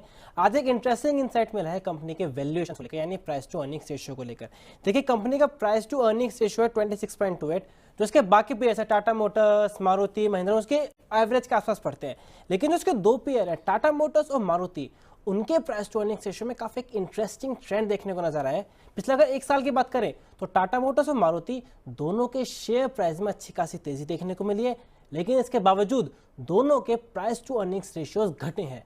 सिंपल सा मतलब इसका ये है कि जितनी मार्केट को एक्सपेक्टेशंस थी, दोनों कंपनियों की अर्निंग ज्यादा तेजी से बढ़ी है, जिस वजह से हमने देखा है कि प्राइस टू अर्निंग्स रेशियो घटते हुए नजर आया है। हालांकि इसका एक और पेयर है महिंद्रा में ऐसा ट्रेंड देखने को नहीं मिला, पर फिर ये भी कह सकते हैं महिंद्रा प्योर ऑटो प्ले नहीं है, वहां पे फार्म और बाकी सर्विसेज का भी कंट्रीब्यूशन आ जाता है। तो उस हिसाब से देखें, अब अगर वापस आते हैं Hyundai पे, Hyundai के GMP पर नजर डालने तो वो घटते हुए नजर आया है, लेकिन GMP में एक मार्केट सेंटीमेंट का भी प्ले होता है। तो अब इसके बाद रवि से क्वेश्चन नहीं बनता है, जैसा ट्रेंड है, Hyundai एक डोमिनेंट प्लेयर है, तो उस हिसाब से एक टाइम के लिए लिस्टेड गेन को हटा दें, क्या Hyundai लॉन्ग टर्म के लिए ब्लू चिप इन्वेस्टमेंट के हिसाब से अच्छा इन्वेस्टमेंट बन सकता है? नहीं, सवाल आपका अच्छा है, लेकिन बड़ा सवाल ये है कि आजकल IPO में बहुत लंबे समय के लिए लगाता कौन है। लोगों का भाई ज़्यादा फोकस ये रहता है कि 3-4 दिन का गेम रहता है, तो लोग कहते हैं कि भाई 4-5 दिन में अगर पैसे अच्छे बन जाते हैं तो अच्छी बात है। सर, ये आखिरी टाइम पे जो इन्होंने प्राइस बैंड बढ़ाया वो लोगों के थोड़ा सा गले के नीचे पच नहीं रहा है। दूसरा, लोग आशंकित है, हमने अभी कुछ दिन पहले ही शो किया था, उसमें जो कमेंट थे 90% यही थे कि बाजार गिर जाएगा, शेयर गिर जाएगा। आप कैसे देख रहे हैं, और क्या जो वैल्यूएशन रखी गई है वो आपको भी महंगी लग रही है, या फिर आपको लगता है इतना बड़ा IPO है तो कोई बात नहीं, थोड़ा सा महंगा भी है तो कोई बात नहीं? आप कैसे जज कर रहे हैं जो है Hyundai के IPO को, कल से शुरू हो रहा है? देखिए, बहुत सारे ढेर सारे सवाल हैं और मैं एक एक करके जवाब देता हूं। और सबसे बड़ी बात, हमारा जो हीरो है वो उसने बहुत इंपॉर्टेंट बात कही है, उस पे ऊपर मेरे कोई पॉइंट अगर मैं मिस करूं तो प्लीज शौर्य याद दिलाना। पहला जो आपने बात कही कि जला भी दूध को छाछ को फूक फूक के पीता है, वो कहावत याद होगी। तो ये पेटीएम, LIC, आर पावर ने सपने दिखाए थे, Hyundai भी सपने ही दिखा रहा है, तो वो छाछ तो फूकने की जरूरत है। फूकने का काम कौन कर रहा है? वो कर रहे हैं यहाँ पर शौर्या और आप, कि सही दिशा डायरेक्शन देखा जाए। स्टॉक देखिए, अगर मैं एक कंपैरिजन करता हूं, मैं हुंडई अगर एक बार को एक एग्जांपल ले लेता हूं कि मैं हुंडई का आईपीओ अप्लाई करूं या नहीं करूं। सेंटिमेंट ऐसा है कि थोड़ा अप्लाई करने में 15-20 हजार रुपए डालने में बुराई नहीं है, लेकिन लॉन्ग टर्म पे अगर देखता हूं तो ऑप्शन अवेलेबल है। आपने बात कर दी टेक, महिंद्रा की, टाटा मोटर की, मारुति की, दिग्गज खड़े हैं, तो ये मौका तो दे नहीं रहे। प्राइस बैंड बढ़ाकर इन्होंने अपने लिए थोड़ा सा यहां पर वैल्यूएशंस को हाई किया है और उससे इन्वेस्टर को यहां पर कम मिलने के चांसेस हैं। तो पहला पॉइंट ये हो जाता है निगेटिव। दूसरा आ जाते हैं कि ग्रे मार्केट प्राइस क्रैश क्यों हुआ। पहली बात है कि आपको फिर से जाके इसका प्रोस्पेक्ट्स ध्यान से पढ़िए आप लोग, क्योंकि हमारा हीरो तो पढ़ चुका है और उसने इसीलिए ये कंसर्न उठाया। जितना पैसा कंपनी इकट्ठा कर रही है वो कंपनी अपने पास रख रही है, उसको कोई यूटिलाइजेशन नहीं कर रही, अपना फंड बाहर खींच रही है और बाहर पैसा जाएगा इंडिया से। ये बहुत बड़ा फैक्टर है जो यहाँ पर दिखाई दे रहा है, यानी कि कंपनी की ग्रोथ के लिए कोई खर्च नहीं होगा। दूसरा फैक्टर यहाँ पर जो प्राइसेस क्रैश हुए हैं, जो आपने बताया कि जिस तरीके से प्राइस बैंड को चेंज किया गया, वो एक इम्पैक्ट। तीसरा पॉइंट सबसे इंपॉर्टेंट है कि वैल्यूएशंस वाकई में जरूरत से ज्यादा हाई हैं। चौथा पॉइंट, यहां पर सेल्स 5% डिक्रीज हुई है, इन्वेंट्री जितनी खड़ी हुई है वो नंबर कहीं पे मैच नहीं कर रहे हैं। तो सारे फंडामेंटल पीयर कंपैरिजन में देखते हैं तो भी ओवर वैल्यूड है, पी रेशियो देखते हैं तो टाटा मोटर से कहीं ऊपर है। दूसरी तरफ जाते हैं, जो लॉन्चिंग इवेंट है सिर्फ उसका ही यहाँ पर एक स्ट्रक्चर चल रहा है। तो हुंडई अगर इस समय देखा जाए तो सब्सक्राइब नहीं करना चाहिए, मेरे हिसाब से लॉन्ग टर्म कॉल नहीं लेना चाहिए। लेकिन सबसे इंपॉर्टेंट है मार्केट का सेंटिमेंट क्या कह रहा है। मार्केट पे लोगों का जोश देखकर, जिस जोश में अभी यहाँ पर शौर्य ने बोला कि बहुत जबरदस्त जोश है, तो उस जोश में थोड़ा बिड किया जा सकता है। तो बहुत ज्यादा हाई फाई लगाने की जरूरत नहीं है, लेकिन हाँ अप्लाई तो जरूर बनता है। थोड़ा चख लेंगे, थोड़ा नुकसान होगा, कहीं दूसरी जगह से कवर हो जाएगा, और अगर बना तो प्रॉफिट बन जाएगा। तो अल्टीमेटली रिजल्ट ये है, अप्लाई तो करना बनता है, लेकिन लॉन्ग टर्म की कॉल अभी लेने से बचना चाहिए। और क्यों ग्रे मार्केट प्राइस क्रैश हुआ वो मैंने आपको बताया हिस्टोरिकली, और जो कंपनी जो पूरा का पूरा 100% ओएफएस लेकर आ रही है, वो पूरा का पूरा पैसा कंपनी की ग्रोथ या कोई कंपनी के डेवलपमेंट पे खर्च नहीं होगा। लॉन्ग टर्म के लिए व्यू लंबी अवधि में लिया जाएगा कभी, जब देखेंगे आगे कुछ फंडामेंटल बदलाव होंगे। लेकिन फिलहाल के लिए हाँ, चूंकि आप इतिहास का हिस्सा बनने जा रहे हैं, सबसे बड़ा आईपीओ है, तो आप बिल्कुल जो है, अगर आप थोड़ा सा रिस्क लेना चाहते हैं तो बिल्कुल यहाँ पर बिड कर सकते हैं। रवि जी का कहना है बहुत ज़्यादा एक्सपेक्टेशन मत रखिए। वैल्यूएशन को लेकर के कंसर्न बताए गए हैं रवि जी की तरफ से, और भी बहुत सारी चीज़ें यहाँ पर बताई गई हैं, और यही वजह है जो लोगों के मन में आशंका घर कर रही है, जिसकी वजह से हम देख रहे हैं ग्रे मार्केट में प्रीमियम घटता हुआ दिखाई दे रहा है, क्योंकि पीयर कंपनीज जो है वो थोड़े सस्ते में मिल रही हैं सेकेंडरी मार्केट के अंदर। तो लेकिन फिर भी ये बिल्कुल जो है आप लोग ट्राई कर सकते हैं। इतना बड़ा आईपीओ है, तो अगर दिल में अरमान थे कि कोई भी इतने आईपीओस में हमने लगाए और किसी आईपीओ में मिलता नहीं है, तो हो सकता है यहाँ मिल जाए, क्योंकि यहाँ पर इतने बड़ा आईपीओ है तो कम से कम दिल के अरमान ही ठंडे हो जाएंगे अप्लाई करेंगे तो। और पिछली बार ये बात टिप्पणी किसी शेयर पे की थी तो लोग काफ़ी मुस्कुरा भी रहे थे, और शौर्य भी हल्के हल्के मुस्कुरा रहे हैं। लेकिन बात सही है कि कम से कम कुछ नहीं, कम से कम यही हो जाएगा कि हमने को भी एक आईपीओ में अलॉटमेंट मिल गई थी। तो ये लोगों की बहुत ख्वाहिशें थी बहुत लंबे समय से, तो हो सकता है कि इसी बहाने पूरी हो जाए। लेकिन अप्लाई कीजिए, देखिए क्या होता है। हमारी भी नज़रें बनी हुई हैं, हो सकता है अगर बाजार सेंटिमेंट अगर सुधरेगा तो कोई बड़ी बात नहीं है, क्योंकि बाजार वैल्यूएशन नहीं देखता है कई बार, अगर मोमेंटम में बना रहता है। हमने बहुत सारे हाल फिलहाल के आईपीओज में देखा 100% पे प्रीमियम पे लिस्टिंग हुई, जबकि वैल्यूएशन महंगी लग रही थी उसके बावजूद भी। तो अगर बाजार पॉजिटिव रहेगा, माहौल बुल्स हावी रहेंगे, तो हो सकता है। तो अप्लाई करके एक बार ट्राई कर सकते हैं आप। ये फिलहाल जो है हुंडई आईपीओ पे राय निकल करके आती हुई, यही राय है रवि जी आपकी ना? बिल्कुल विपुल जी, लेकिन जो आपने बात कही उसको मैं बहुत सिंपल ये भी कहूँ कि जो मैंने फंडामेंटल नंबर्स बताए एक बार जरूर देखिएगा, क्योंकि आप सुनोगे तो अपने मन की करोगे, अपने दिल की, और बढ़ाओगे अपना बीपी भी। तो मुझे ऐसा लगता है कि अगर अप्लाई नहीं करोगे तो चखोगे नहीं, जानोगे नहीं। हाँ, लेकिन अगर मेरे से पूछा जाए कि क्या 100% कूद जाना चाहिए? इतनी मारामारी भी करने की जरूरत नहीं, क्योंकि कई बार मैं क्यों ये चर्चा कर रहा हूँ उसके पीछे का रीजन है, शौर्य बहुत अच्छे से समझते हैं, आप भी समझते हैं। लोग क्या करते हैं, पूरी फैमिली के सबके डीमैट अकाउंट ढूंढ लाते हैं, उस पर फिर सबका अप्लाई करवा देते हैं, कहते हैं मैं जला सब जलेंगे। वो वाला हिसाब नहीं रखना है, इसलिए क्वांटिटी बहुत ज्यादा बढ़ानी नहीं है, एक ही आदमी जल के देखो। हाँ, बहुत बड़ी एक्सपेक्टेशन पे गेन होने के चांसेस नहीं है, और लॉस तो बहुत इतना बड़ा कुछ होने वाला नहीं है। तो 50-50 रेशियो, लेकिन पैसा सबका फंसाने से ज्यादा अच्छा है कि इतिहास का हिस्सा बनिए बस। बस इतिहास का हिस्सा बनिए और मुस्कुराते रहिए, दिवाली का टाइम आने वाला है, बहुत नज़दीक है सर। लेकिन एक चीज़ बताइए, अगर इसके उलट स्ट्रेटजी अपनाएं तो, अगर हम आईपीओ में नहीं लगाते हैं और अगर हम ऑटो सेक्टर की कोई ऐसी कंपनी जो कि वैल्यूएशन में आपको सस्ती लग रही हो, वहाँ उसके कुछ शेयर ले लेते हैं, वो स्ट्रेटजी कैसी रहेगी सर? वो तो देखिए दी बेस्ट है। अगर आपको इस समय आईपीओ के पूरे इस स्ट्रक्चर को समझना है तो आपके सामने 3 ऑप्शंस हैं। हुंडई के अलावा मारुति और महिंद्रा मुझे ज्यादा अट्रैक्टिव दिखाई दे रहे हैं। टाटा मोटर बिल्कुल अच्छा दिखाई देगा, लेकिन 900 के पास मिलेगा। तो जो लिस्टेड है उसमें तो आईना साफ है, जो लिस्टेड नहीं उसमें आईना कुछ भी साफ नहीं है। ठीक सर, ये इनमें कोई टिप्पणी करना चाहेंगे? ये हुंडई वर्सेस मारुति का एक हमने चार्ट बनाया, जरा स्क्रीन पर दोबारा ले आइए, ताकि लोग तुलना करके खुद ही अध्ययन कर सकें। और अगर आप इस पर कोई टिप्पणी करना चाहें इस ग्राफिक्स के ऊपर, तो चाहे मार्केट कैप के लिहाज से देखें अगर हम, तो वहाँ पर भी मारुति के पास काफ़ी बड़ी लीड है, मार्केट शेयर के हिसाब से भी बड़ी लीड है। एक्सपोर्ट नंबर में ज़रूर हुंडई थोड़ा सा आगे दिखाई दे रही है, लेकिन अगर हम नंबर्स में देखेंगे परसेंटेज ज़रूर है, नंबर्स जो है वो मारुति के आगे हैं।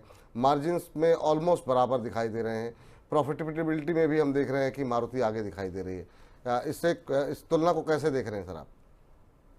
देखिए, मारुति ने नब्ज भारत की पकड़ रखी है, और जो नंबर्स और वैल्यूएशंस दिखाई दे रहे हैं वो उसकी ग्रोथ स्ट्रक्चर के साथ दिखाई दे रहे हैं। लेकिन सबसे बड़ी बात होती है कि आपकी नीयत क्या है। जो मैंने सबसे पहला सवाल बताया था आपको, जो मैंने आंसर करने की कोशिश की थी कि ग्रे मार्केट प्राइसेस पे क्रैश क्यों आया, कि आप जो पैसा कलेक्ट कर रहे हैं, जैसे मारुति जितना उगाता है, यानी जितना पैसा वो खरीद लेता है, उसको प्रॉफिटेबिलिटी को निकाल कर पूरे एक मैनेजमेंट को चलाकर वो कंपनी की ग्रोथ स्ट्रक्चर में डाल रहे हैं। लेकिन हुंडई यहाँ पर पैसा बाहर निकालने की बात चल रही, तो कहीं ना कहीं से ये थोड़ा एक काफी अलार्मिंग अलर्ट है कि कहीं ऐसा तो नहीं कि कंपनी के प्रमोटर्स अपने स्टेक को सेल कर अपना पैसा प्रॉफिट बुक करना चाहते हैं। तो ये सारे कंसर्न्स थोड़े से खड़े होते हैं, और इसी वजह से यहाँ पर यही रिस्क जब ऐसा आता है, देखिए कोई मालिक तभी आपको बाहर निकलता हुआ दिखाई देता है जब उसको रिस्क अलर्ट दिखाई देता है, या कुछ ऐसा लगता है कि उसकी स्ट्रैटेजी चेंज होने वाली है। लेकिन अगर यही हुंडई ये कहता कि मैं अपने शोरूम बढ़ाऊंगा, सर्विस सेंटर बढ़ाऊंगा, नए मॉडल लॉन्च करूंगा, नए परचेजेस करूंगा, 20-25 हजार नौकरियां निकालूंगा, तो शायद सेंटीमेंट थोड़ा डिफरेंट होता। मेरी बात से शायद आप भी इस बात को एग्री करेंगे, और उसका एक इम्पैक्ट अलग होता। लेकिन ये यहाँ पर थोड़ा कम नजर आ रहा है फंडामेंटल नंबर देखकर। ठीक, राहुल दास जी हमारे एक दर्शक हैं, कह रहे हैं कि हुंडई का में प्रीमियम तो नहीं मिलेगा, क्या मुझे सेकेंडरी मार्केट में अप्लाई करना चाहिए लोअर प्राइसेस पे, ताकि मैं जो है लॉन्ग टर्म व्यू के लिहाज से वो कह रहे हैं कि मैं प्राइमरी मार्केट में इन्वेस्ट करने के बजाय अगर मैं सेकेंडरी मार्केट में एंट्री लूँ तो लोअर लेवल पे? देखिए, जब एक बार लिस्ट होगा तब देखेंगे, तब आपकी प्लानिंग भी समझेंगे, क्योंकि बहुत से लोग हुंडई की कार खरीदते हैं। मुझे तो याद आता है एक किस्सा, विपुल जी, हमारे और आपके चर्चा में ही निकला था, जब उस समय मारुति का शेयर 8,000 रुपए था, तो किसी ने कहा था कि मुझे गाड़ी खरीदनी है, तो मैंने बताया कि एक काम करो, 8,000 रुपए का शेयर खरीद लो, जब 12,000 आएगा तो आप एक नेक्स्ट लेवल, यानी कि एक सेगमेंट ऊपर की गाड़ी आप खरीद पाओगे। तो वो हाल हमने देखा। हो सकता है हुंडई भी वो दे, आपके सर्विस खर्चे थोड़े कम हो, नए नए मॉडल्स आ रहे हैं, दिक्कतें बहुत भी हैं, उन दिक्कतों से दूरी के लिए पैसे चाहिए, वो दूरी होते हुए नजर आए। लेकिन एक बार लिस्ट होने के बाद जो वैल्यूएशन कंसर्न्स होंगे, तब वहां पर एक राय बनेगी। तब तक के लिए अभी वेट एंड वॉच कर लेते हैं। तब तक के लिए वेट एंड वॉच है। सर, आईपीओ से जुड़े बहुत सारे लोगों के प्रश्न भी हमारे पास हैं। बजाज हाउसिंग फाइनेंस को लेकर के पहला प्रश्न है, और इन्होंने कहा कि आईपीओ के टाइम से अभी तक ये होल्ड कर रहे हैं बजाज हाउसिंग को। हालांकि इस पर हम बातचीत कर चुके हैं, लेकिन जो लोग आईपीओ के टाइम से लेकर के अभी होल्ड कर रहे हैं, उनके लिए आपकी क्या सलाह रहेगी? क्या आप एक बार के लिए प्रॉफिट बुक कर लें? देखिए विपुल जी, मैंने बजाज हाउसिंग पे भी जब बात हुई थी तब मैंने कहा था, देखिए सिर्फ एक ही सेंटीमेंट है कि वो आईपीओ बजाज का है। अगर वो बजाज हटा देते तो वो शेयर की लिस्टिंग नीचे ही होती। तो यहाँ पर आप उस सेंटीमेंट में मत बइए। आपके पास नॉर्मल बहुत सी एनबीएफसीज, बहुत सी ऐसी कंपनीज अवेलेबल हैं जो स्ट्रक्चरली ज्यादा स्ट्रांग कर रही हैं। तो आईपीओ में इसीलिए मैंने आपको कहा था लिस्टिंग के लिए लीजिएगा, और लिस्ट होते ही तुरंत जय श्री राम नमस्कार धन्यवाद कर लीजिएगा। नहीं किया फंस गए। अभी भी मौका है, यहाँ पर थोड़ा ध्यान दीजिए और कोशिश ये करें कि इस स्टॉक को अभी ना खरीदें। मैंने पहले भी राय दी है, 120 तक के लक्ष्य आने वाले हैं, क्या जरूरत है आपको अभी खरीद के रखने की। और आईपीओ पे लिया था तो एक बार एग्जिट कर लीजिए। फिलहाल बजाज हाउसिंग से अभी दूरी बना कर रखिए। बना करके रखें। चलिए सॉरी, कोई एसएमई में कुछ हलचल हो रही है क्या? जी एसएमई में एक आईपीओ खुला हुआ है, उसमें अगर रिस्पांस की बात करें तो एसएमई में फिर भी कंपेरेटिवली ठीक रिस्पांस देखने को मिल रहा है। सब्सक्रिप्शन है 34 टाइम्स। कंपनी का नाम है प्रणिक लॉजिस्टिक्स। प्रणिक लॉजिस्टिक्स में 34 टाइम्स सब्सक्राइब हो गया। रिटेल का कोटा है 25 टाइम्स के आसपास। High net worth individual 88 times subscribe कर चुके हैं और क्यूआई भी 12 टाइम्स। लेकिन यहाँ पर अगर ग्रे मार्केट में नजर डाला तो यहाँ पर भी एसएमई में कोई ग्रे मार्केट में प्रीमियम नहीं मिल रहा है। तो ये फिलहाल स्थिति है। सर एसएमई आजकल ट्रैक कर रहे हैं क्या? इस पे कोई टिप्पणी करना चाहेंगे या अवॉइड करेंगे? देखिए एक चीज मैं यहाँ पे आपको और शौर्य को बोलूं कि ये जनता सब जानती है, और जिस तरीके से जो मलाई थी ना वो काफी हद तक निकल गई है, और इसी वजह से कहीं ना कहीं से अब मलाई जो है वो खटाई में पड़ती जा रही है। और दूसरा, मैंने आप लोगों का जब एसएमई आईपीओ आप शुरू करने वाले इंडस्ट्री के आप लोग सबसे पहले लोग हैं जिनके माध्यम से लोगों ने कमाया, और लालच में उतना ही गंवाया। मैं ये नहीं कहूंगा कि कमाया ही कमाया, लालच में उतना ही गंवाया। क्यों? क्योंकि हमने कहा कि इस आईपीओ को नहीं लेना, तो उन्होंने कहा कि चलो हम लेके देखते हैं। फिर उन्होंने, पब्लिक ने कहा कि हम ले लिए, अब क्या करें। हमने कहा बुक कर लो, प्रॉफिट बहुत बढ़िया है। फिर क्या, नहीं थोड़ा इंतजार करते हैं, पता है 40-60% साफ हो गया। अब बेचा बिकता नहीं, मालिक बने बैठे हुए हैं, क्या कर लें। तो इसलिए सोच समझ कर निवेश करें, फॉलो करें। जहां तक लॉजिस्टिक की बात है, देखिए 70-72 रुपए की लिस्टिंग है। कंपनी में ग्रे मार्केट प्राइस नहीं है, लेकिन कोई दिक्कत नहीं है। मुझे ऐसा लगता है लिस्टिंग गेन यहां पर मिलेगा। अगर अप्लाई करते हैं तो कर सकते हैं, लेकिन लिस्टिंग गेन की तैयारी भी जरूर करिए, और लिस्टिंग गेन मिलते ही निकल जाएगा। मैं लॉन्ग टर्म की कोई राय नहीं दे रहा, मुझे ऐसा लगता है ये 80-82 रुपए के आसपास तक का लेवल दे सकता है। 5 से 8% का गेन मिल सकता है। 5 से 8% का गेन यहाँ पर मिल सकता है। लेकिन हमारी कवरेज जो है वो आईपीओ बाजार पे लगातार जारी है, और कल से आईपीओ खुल रहा है जो देश का सबसे बड़ा आईपीओ है हुंडई का। उस पर हमारी आगे भी कवरेज जारी रहेगी। तो आप लगातार मनी 9 के साथ बने रहिए। अगर आईपीओ को लेकर के, हुंडई के आईपीओ को लेकर के आपके मन में जिस तरह के भी सवाल हैं आप भेजिए हमें, और उस पर हम और ज़्यादा बेहतर रिसर्च करके और ज़्यादा परिणाम आपको देने की कोशिश करेंगे। और अपने सुझाव, अपनी टिप्पणियाँ लगातार हमें मनी 9 पे देते रहिए। और इसी के साथ शौर्य, बहुत बहुत शुक्रिया आपका। तो वाह क्या आईपीओ है सेगमेंट को यहीं पर समाप्त करते हैं। वाह क्या आईपीओ है।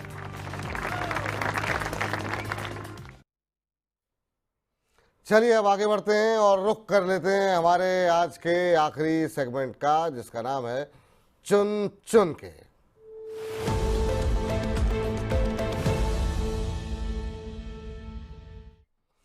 चुन चुन के खास पेशकश हमारी, जिसपे हमारे एक्सपर्ट बहुत ही चुन चुन के शेयर लेकर के आते हैं। खासतौर से ऐसे बाजार में इसकी महत्ता और ज़्यादा बढ़ जाती है जबकि बाजार के अंदर भारी उतार चढ़ाव जो है वो देखने को मिल रहा हो। सर बताइए, आज चुन चुन के में कौन से शेयर आपने चुने हुए हैं जिससे इस उतार चढ़ाव में लोगों का पोर्टफोलियो सुरक्षित रहे?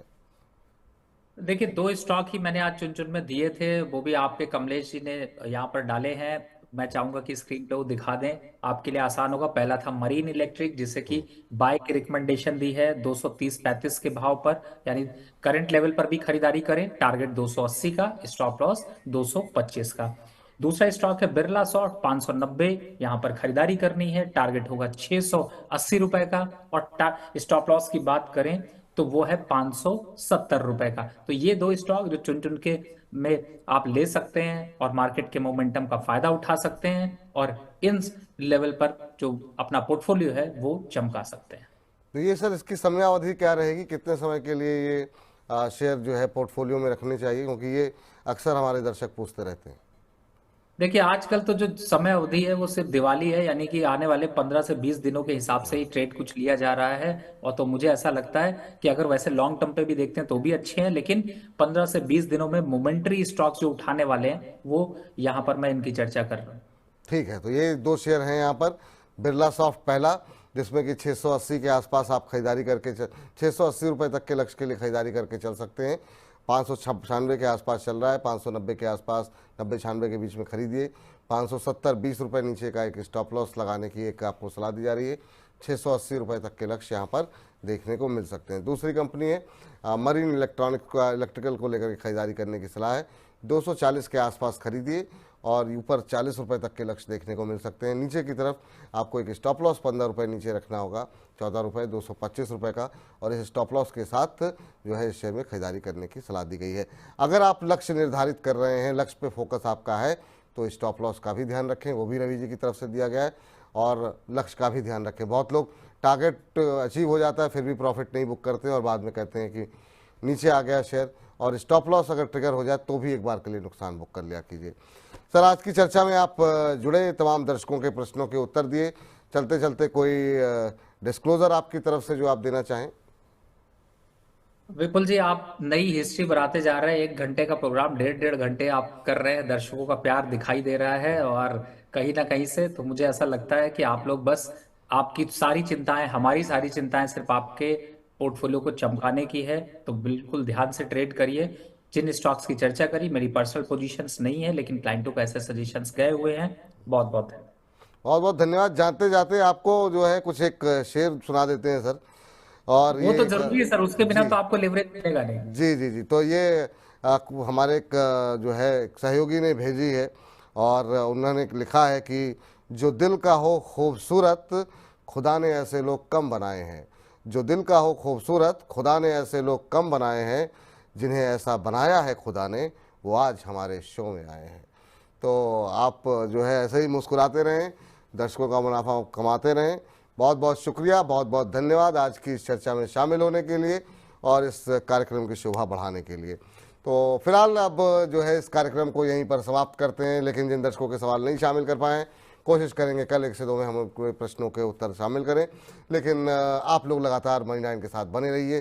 कल फिर दोपहर 1 बजे मिलते हैं, देखते हैं बाजार की दिशा यहाँ से क्या करवट लेती है। मुझको इजाज़त दीजिए, मनी 9 के साथ बने रहिए। फिलहाल के लिए नमस्कार।